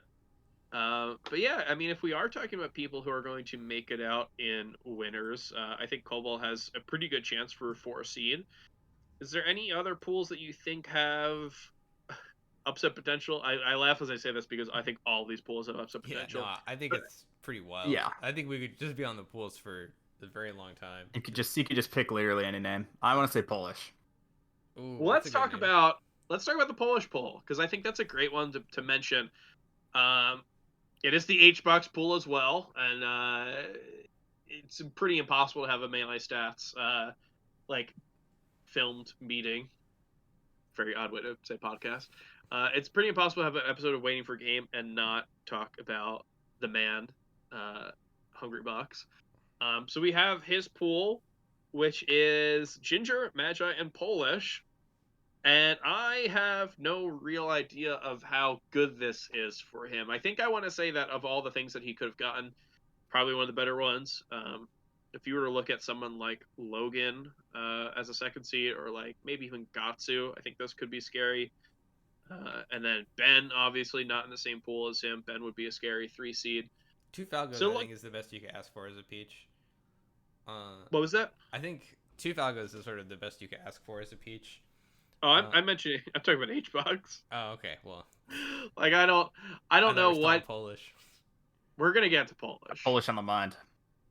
I want to talk about Polish, but we gotta mention the box first. Right. You can't gloss over H-God.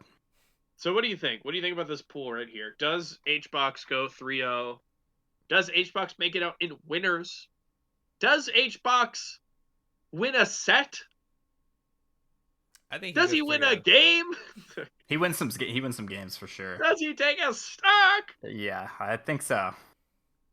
You think he goes 3-0, Amber? Yeah, I think he wins 9 games in this pool. Yeah. I'm not really worried about him versus Magi or Polish. Ginger, maybe. I wouldn't be surprised if Hungrybox goes 2-1. Yeah, I think if Ginger beats and him, gets first I would not anyway. be shocked. But I think he has the edge there. I think Ginger versus Net Play Hungrybox was definitely a very intense rivalry in my head. Mm-hmm. I'm definitely of the belief that Hungrybox is just not the same player. Like, even if it's just like a mental thing, I think he's just not the same when he's on LAN, when he's on the stage there, and like you can like hear him. He's very ominous, I think.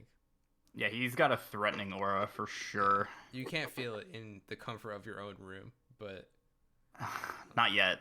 Not yet. He'll become that powerful. Yeah, Liquid has not figured out how to make it traverse through the electrical wires in your house. The technology's not there, but they're working on it. They're working on it for lack of sure. trying. The man definitely does yell very loud at his own room. So. Yeah.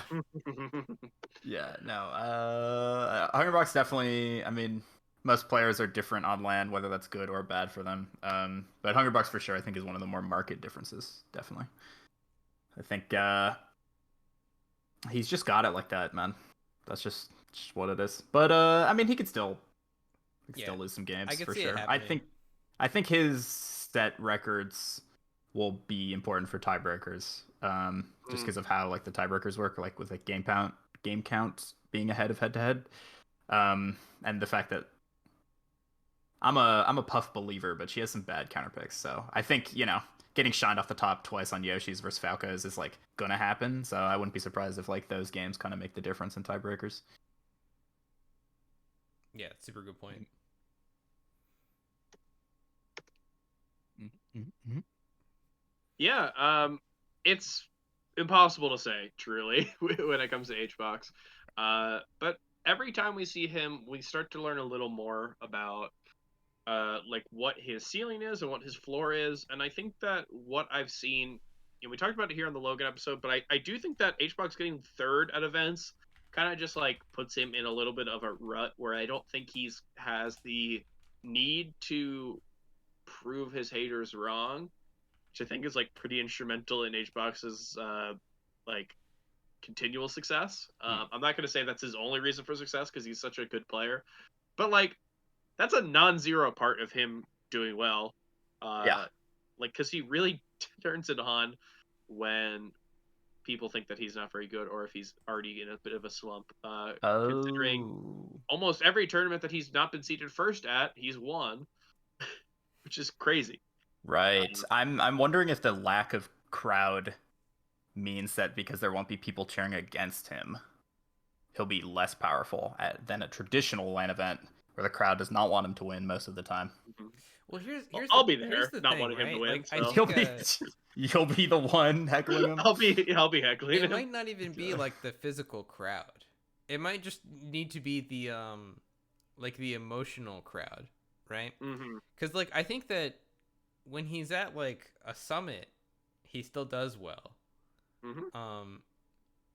And you can imagine that Hungrybox is envisioning Twitch chat being very mean to him.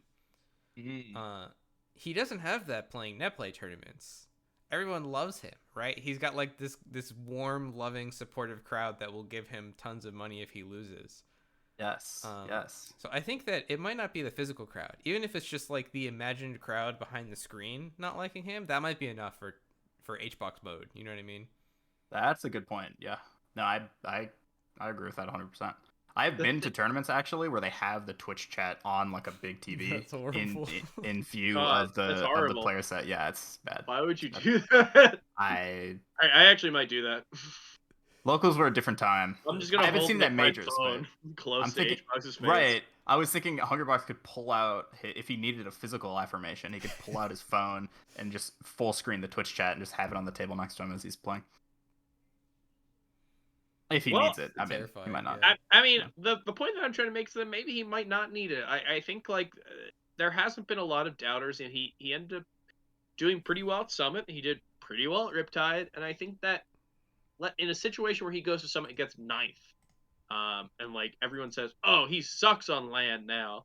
I think he would win Riptide. Like I think that it's so funny the ebb and flow of his performances. They don't always line up with expectations and like countering expectations, but I do think that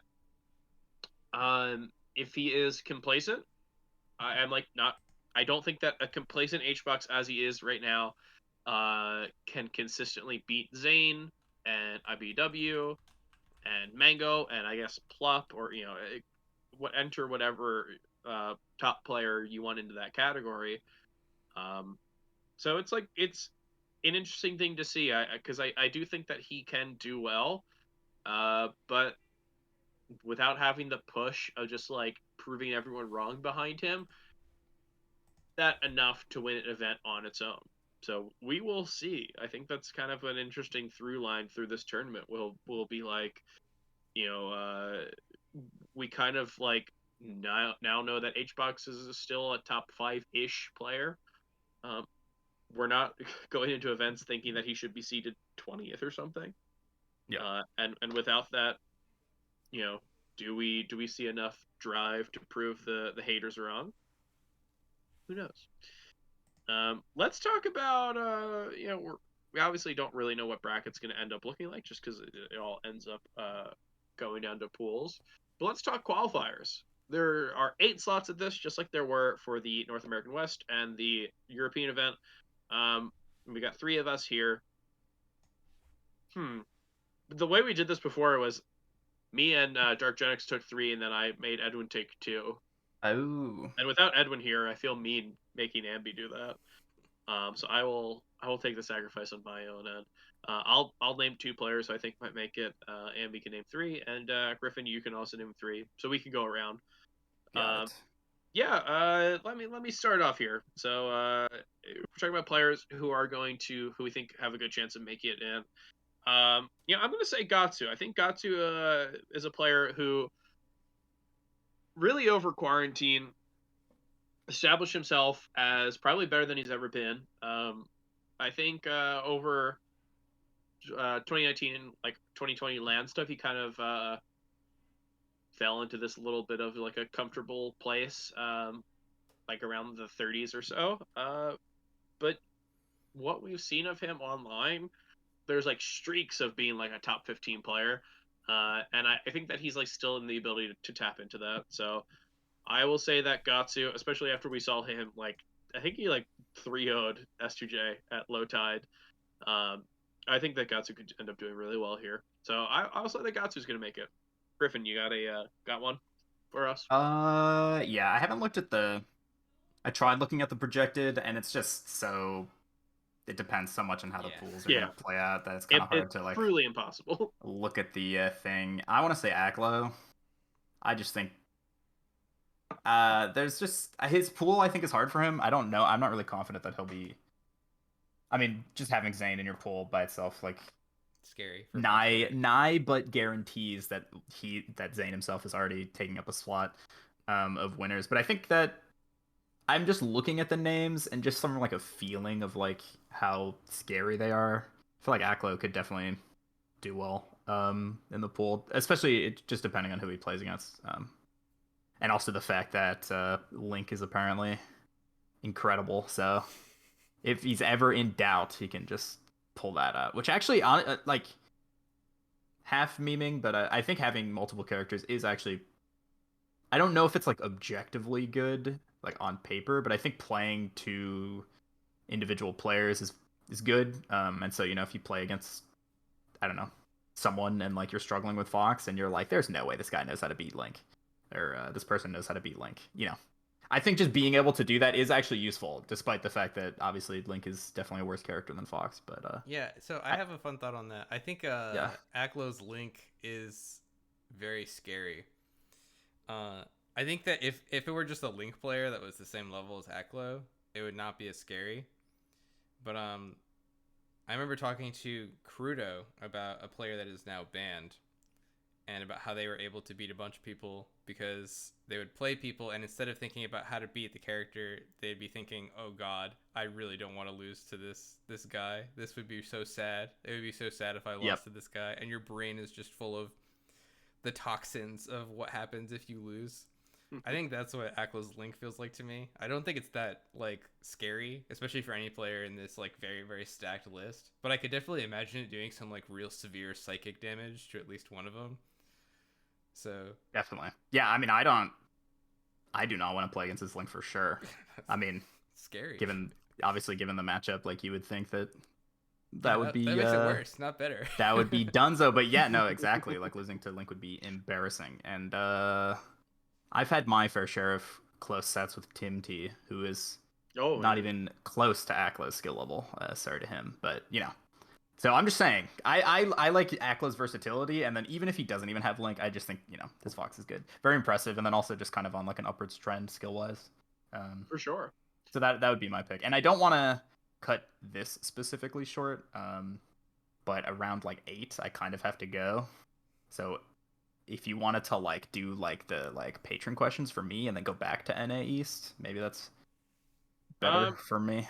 Well, here let's try to we're kind of getting to the end of this anywhere. Okay. I think Zane, Hungrybox, and IBW will make it. That's good. Those are good picks. My thoughts.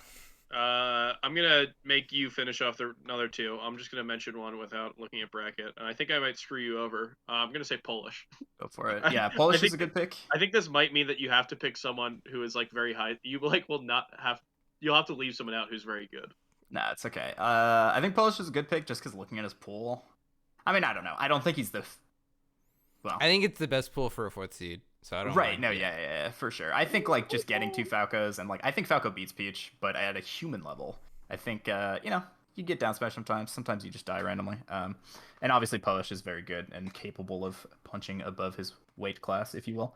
So I think just from his pool and the fact that getting winners is like pretty possible, and that means you only have to win 1 set day 2. That's a good pick. So do I need to pick 2 more people or 1? 2 more. I guess none. Did no one say none yet? No, Seems none. like a pretty. None is just. Pick he's just 8. Capable. Yeah. And then he's just good. He's got wins. Izzy. You could pick Ginger. Yeah, these are people that I could pick. But I'll pick Zamu. Yes. I think Zamu is nothing to lose. Zamu is nothing to lose, and that will be his biggest ally in this. I think he's 16th seed, right? Because he's the 4th seed in Zane's pool. So I don't know. And it's just you only need to win 2 sets. So legit, just like very AFK possible. Your day 1, like obviously show up, but like use it for intel, study everyone, and then day 2 just win 2 sets. It could be done. I'm a Zamu fan. Aren't we all? I'm gonna get some quick questions in, see if we can get you before you gotta leave. Sorry, in the Patreon channel, there's a lot of discussion about what Coney's real name is. Do you know Coney's real name? I do, but only because I saw it in a separate Discord. Oh yes, I also did post in a different Discord. Do you know? Did you see do you know what Danny Phantom's bully's name is? What is Danny Phantom's bully's name? It is Zane's alter ego Baxter. That's very good. I'm not even kidding. That's like actually his name. That's awesome. Baxter. That's a really good tag for a Marth player. Yeah, I know. He should be using that. But yeah, the name of Coney's real name I don't know why we're bringing this up. Cody's real name is Zach Zeeks. How is that not his tag? Big question. But so this is a question from Johnny Gamble, TO from Pittsburgh, formerly of the eastern southeastern Pennsylvania. So as someone with allegiance to two regions, who would Faceroll cheer for in a Midwest versus SoCal crew battle? So who would you cheer for if Midwest and SoCal were playing? It would depend on the player. So, SoCal, well, okay, they're both very big regions, so it's not like I know everyone in the Midwest or I know everyone in SoCal, but just depends. Like if they're like Irvine, probably gonna cheer for them over Midwestern people, but like some of the like LA players or whatever, like we're like friendly, but we're not like hanging out. So like Champagne, I'm gonna care more about like Zamu or whoever else, Shabo or something, if they're on the crew, than Johnny, I'll just say, or like a West Balls or something. You know what I mean? I don't know. But if I would be on the SoCal crew, probably. I don't think the Midwest would be allowed to claim me. Sadly. If like you're asking like what crew I'd be on. Cheering wise though, it's just per person. Like people I'm like closer friends with would take priority rather than region ties. Well, that's cool. Yeah, So I think in every match in the crew battle, every time a You- new person swaps in, I'm moving to the other side of the venue.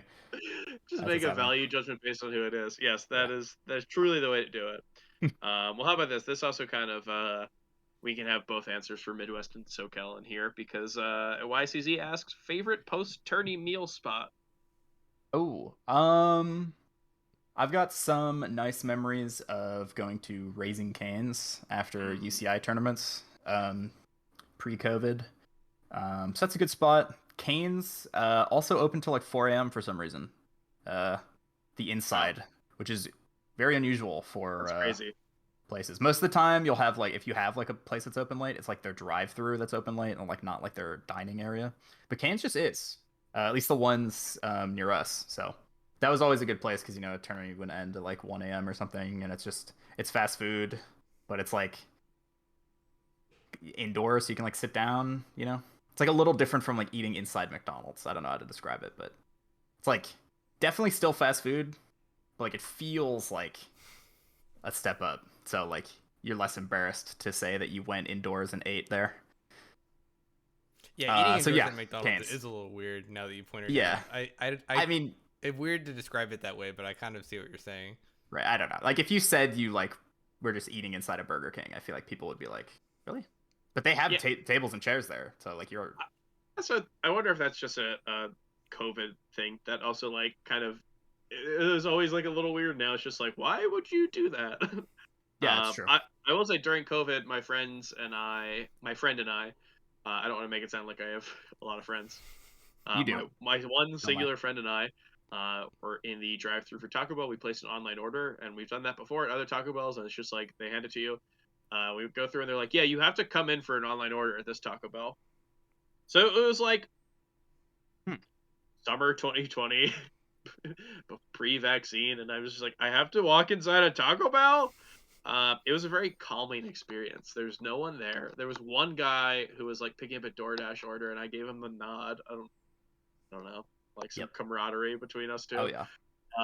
And it was like really, really very calming.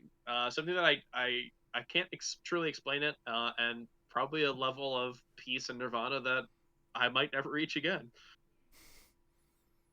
I'm happy for you in the moment. I have definitely ordered Taco Bell from the mobile app and then picked it up in the drive-through. So I'm sorry to say that you had to go inside for some reason. This one was playing different, but I mean maybe it was all worth it. How about this for a post-tourney meal? What about taking an entire pizza home to your hotel? Yeah, that I mean, that's good. I will say, well, I already kind of told you this in our secret DMs, but one of the saddest parts about the NA West event was how like good the food was that was catered in terms of taste, but how much I could not partake in them. Like Wingstop was catered. I had Wingstop literally yesterday because I like it that much. Nice. Chick-fil-A and then like pizza. And I like, if I was like just by myself in my room in front of my computer, those would be the foods that I would choose to like watch like the NA East like this weekend, for example, like just by myself. But for like a tournament, like performance perspective, couldn't really justify eating like that much unhealthy food, sadly, right before matches that would determine my self-worth for the next couple months. Um, so those just speaking of food, I was really sad that they had really like delicious food that I in good conscience could not eat. And pizza was one of the things to relate to what you just asked me. Yeah, there was like so much food left over because I think people kind of had Yeah. a similar mindset, didn't want to like, I think they just ordered a ton of pizza. Yeah. There were so many pizzas. Yeah, you got to take home an entire pizza. I got to take home an entire pizza. Very, very fun. Will not admit how much of that pizza I ate, and then also it did not fit in the fridge that they provide you, so I just kind of left the pizza box out. Oh yeah, definitely health code violation for sure.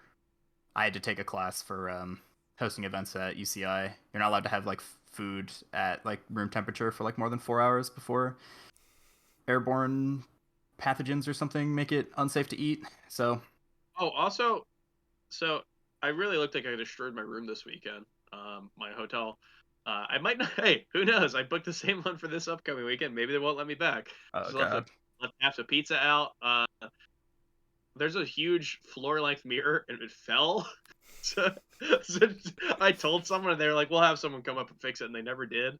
So I just kind of checked out without it ever fixing that.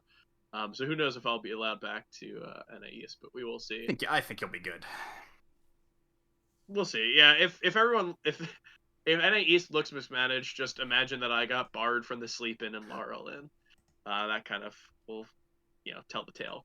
But yeah, I mean, this is time will have to tell. We will see NA East coming up this weekend. Should be a pretty amazing event and pretty amazing episode that we just had with you, Griffin. You're a great guest. It's good to hear from your experiences from the event. And you did not tell me that I'm a horrible TO, so that was a great experience. Before we go, usually what we do is we do like a little bit of a segment, which is currently unnamed. I thought it could be called Touching Grass, and then Edwin did not like that. But we're going to basically go around. We're going to mention some stuff that we've been doing recently that's outside of Smash. I think that Smash is like kind of monolithic in the way that people view players and like community members. It's like kind of impossible to look past anyone's involvement in Smash Yep. and see any other hobbies they do. So it's kind of a perfect opportunity to talk about something that's been going on in your life, just an interest or a hobby or something like that that has nothing to do with Melee. I'll start. So the NBA season has finally started, and the 76ers are okay. I'm not going to mention them. I'm not going to pick them yet until they're good. That'll be my segment when they're good, because right now it's weird. And Ben Simmons is not playing, and we're not that great. So I'll pick something that I don't really like that much, but has been growing on me, which is a YouTube channel called Turning the Tables. It is one in the genre of YouTube channels where they have a very interesting parent and someone who's not interesting at all as the child who's running the channel. There's another channel that's similar that I watched, and it was like asking my dad to make gourmet food out of McDonald's. And it's like very funny because these I've channels seen are those. all based on the parent. I wouldn't watch it for the kid, but they're all like centered around the kid. The kid's Yeah. like starts it and he's like, "Hey, I don't have my phone obviously, so this is my mouse." It's like, Red. "Hey, we're here. I just got McDonald's for my dad. We're gonna make him, make it into a gourmet meal." And then the rest of it is like the dad. So Yeah. this is a very similar experience because there's a guy who's not that interesting, and he's showing his dad albums from the past 5 years or so. And the dad is super expressive and just like really happy, and he's also, I believe, probably has some sort of history in music because he's very insightful. So it's very cool to see his thoughts and opinions on what are mostly 2010s hip hop albums.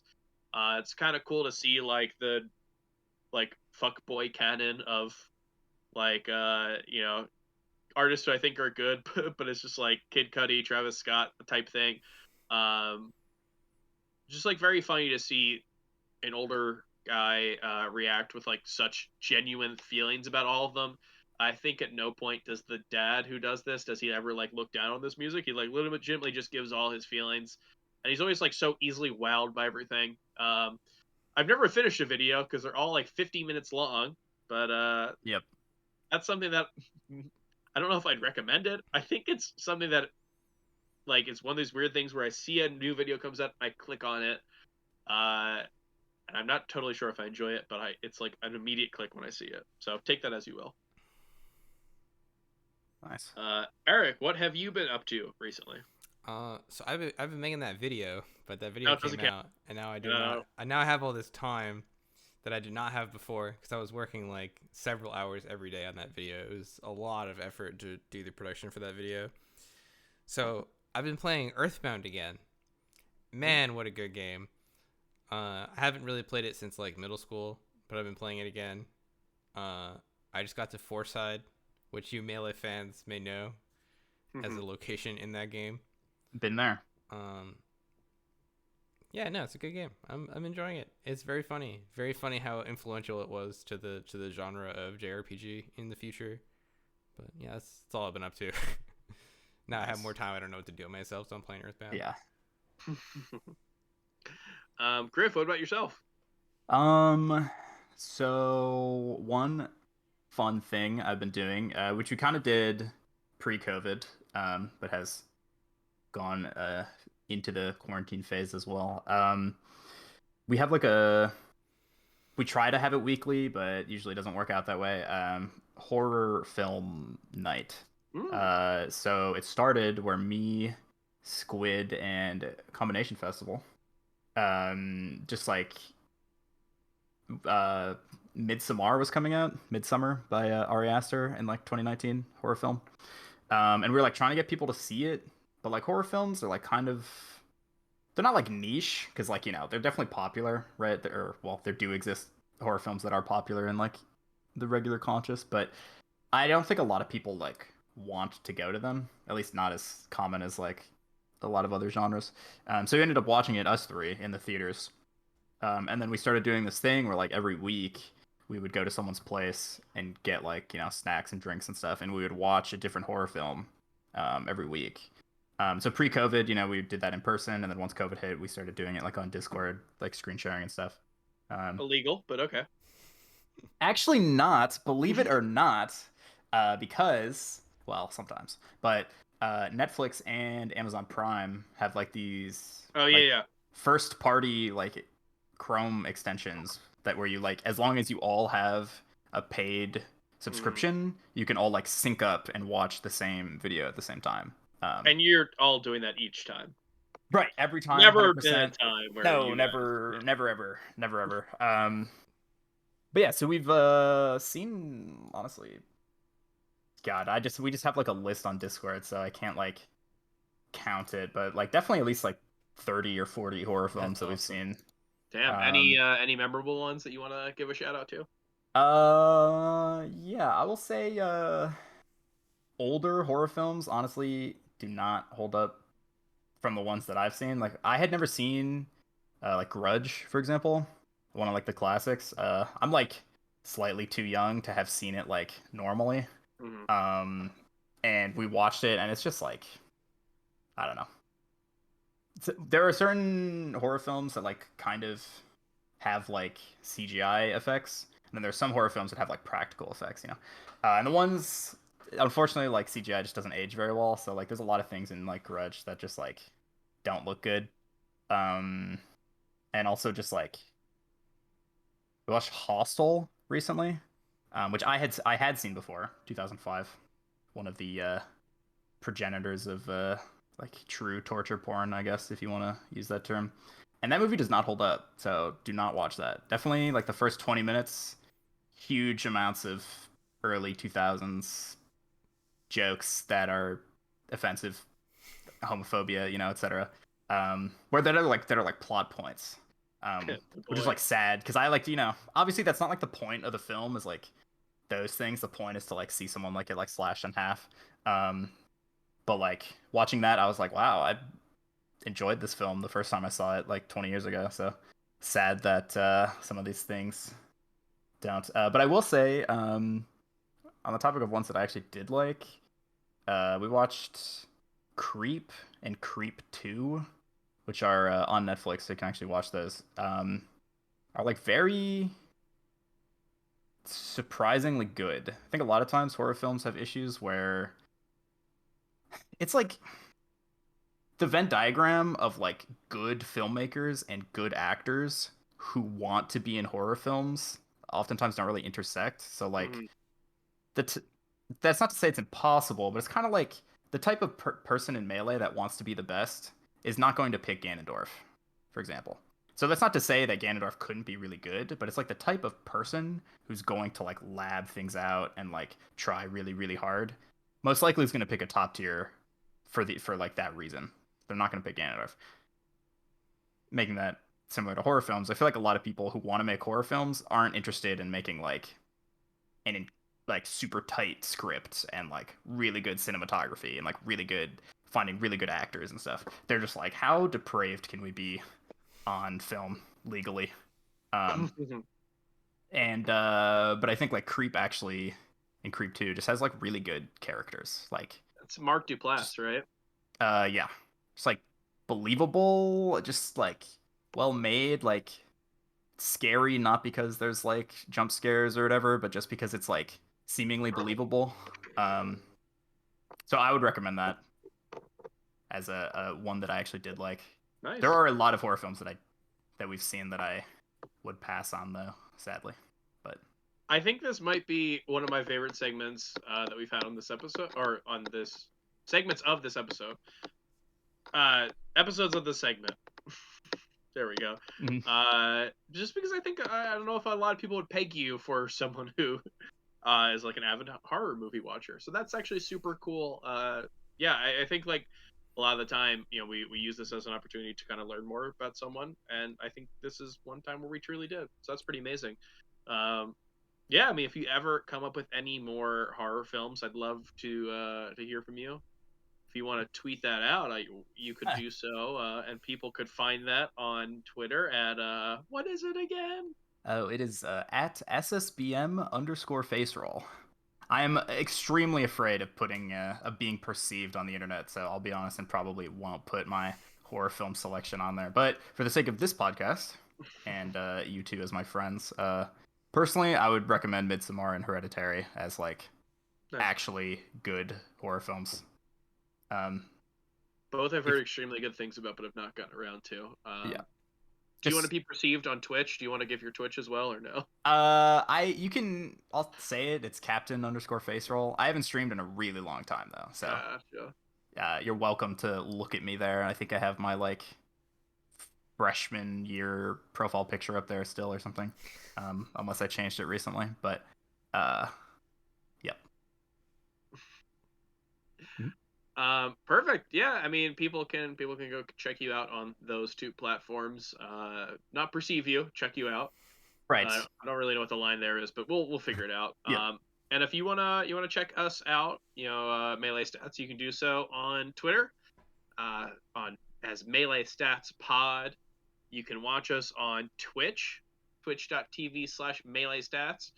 If you like to see the shows that we do or any bonus content, we have that on YouTube. Melee Stats Archive.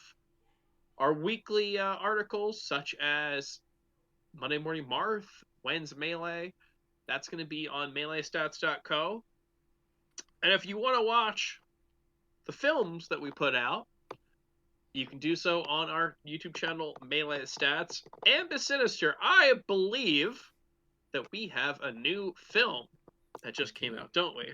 We have a quite good one about a certain company that not a whole lot of us like very much. So if you are interested in what company that may be and why we potentially do not like them as much as people would imagine, go ahead and check that out. I worked very hard on it. It's We very all good. worked very I've hard seen on it. it. I think it's very amazing. I think that not only did you kill it, I don't know. I'm saying that, and we're gonna take away from this immediately. I was saying that this is the most collaborative piece that we've put out. I believe that just the script itself, at the very least, it's so fun for me to watch the video or to read the script, because it feels like it's impossible to tell which lines I wrote, which ones are Ambi wrote, and which ones Edward wrote. I feel like it all just kind of fell into this one like mush of authorship, which ended up turning into something that I think ended up pretty great. So you can obviously check that out on the Melee Stats YouTube channel. And if you like all the content that we put out, you can support us on patreon.com/Melee Stats. Griffin, thank you so much for appearing on this episode. You did amazing. And hopefully the what we see at NA East is going to be just as exciting and hospitable as what you guys were able to do over in NA West. So I appreciate you coming on here, and I appreciate you guys for watching. Well, obviously one of the most jam-packed weekends of Melee that we've ever seen, but check out next week, because we are going to be back to talk about NA East. Can't wait. I'll see you guys then. Peace. See you guys.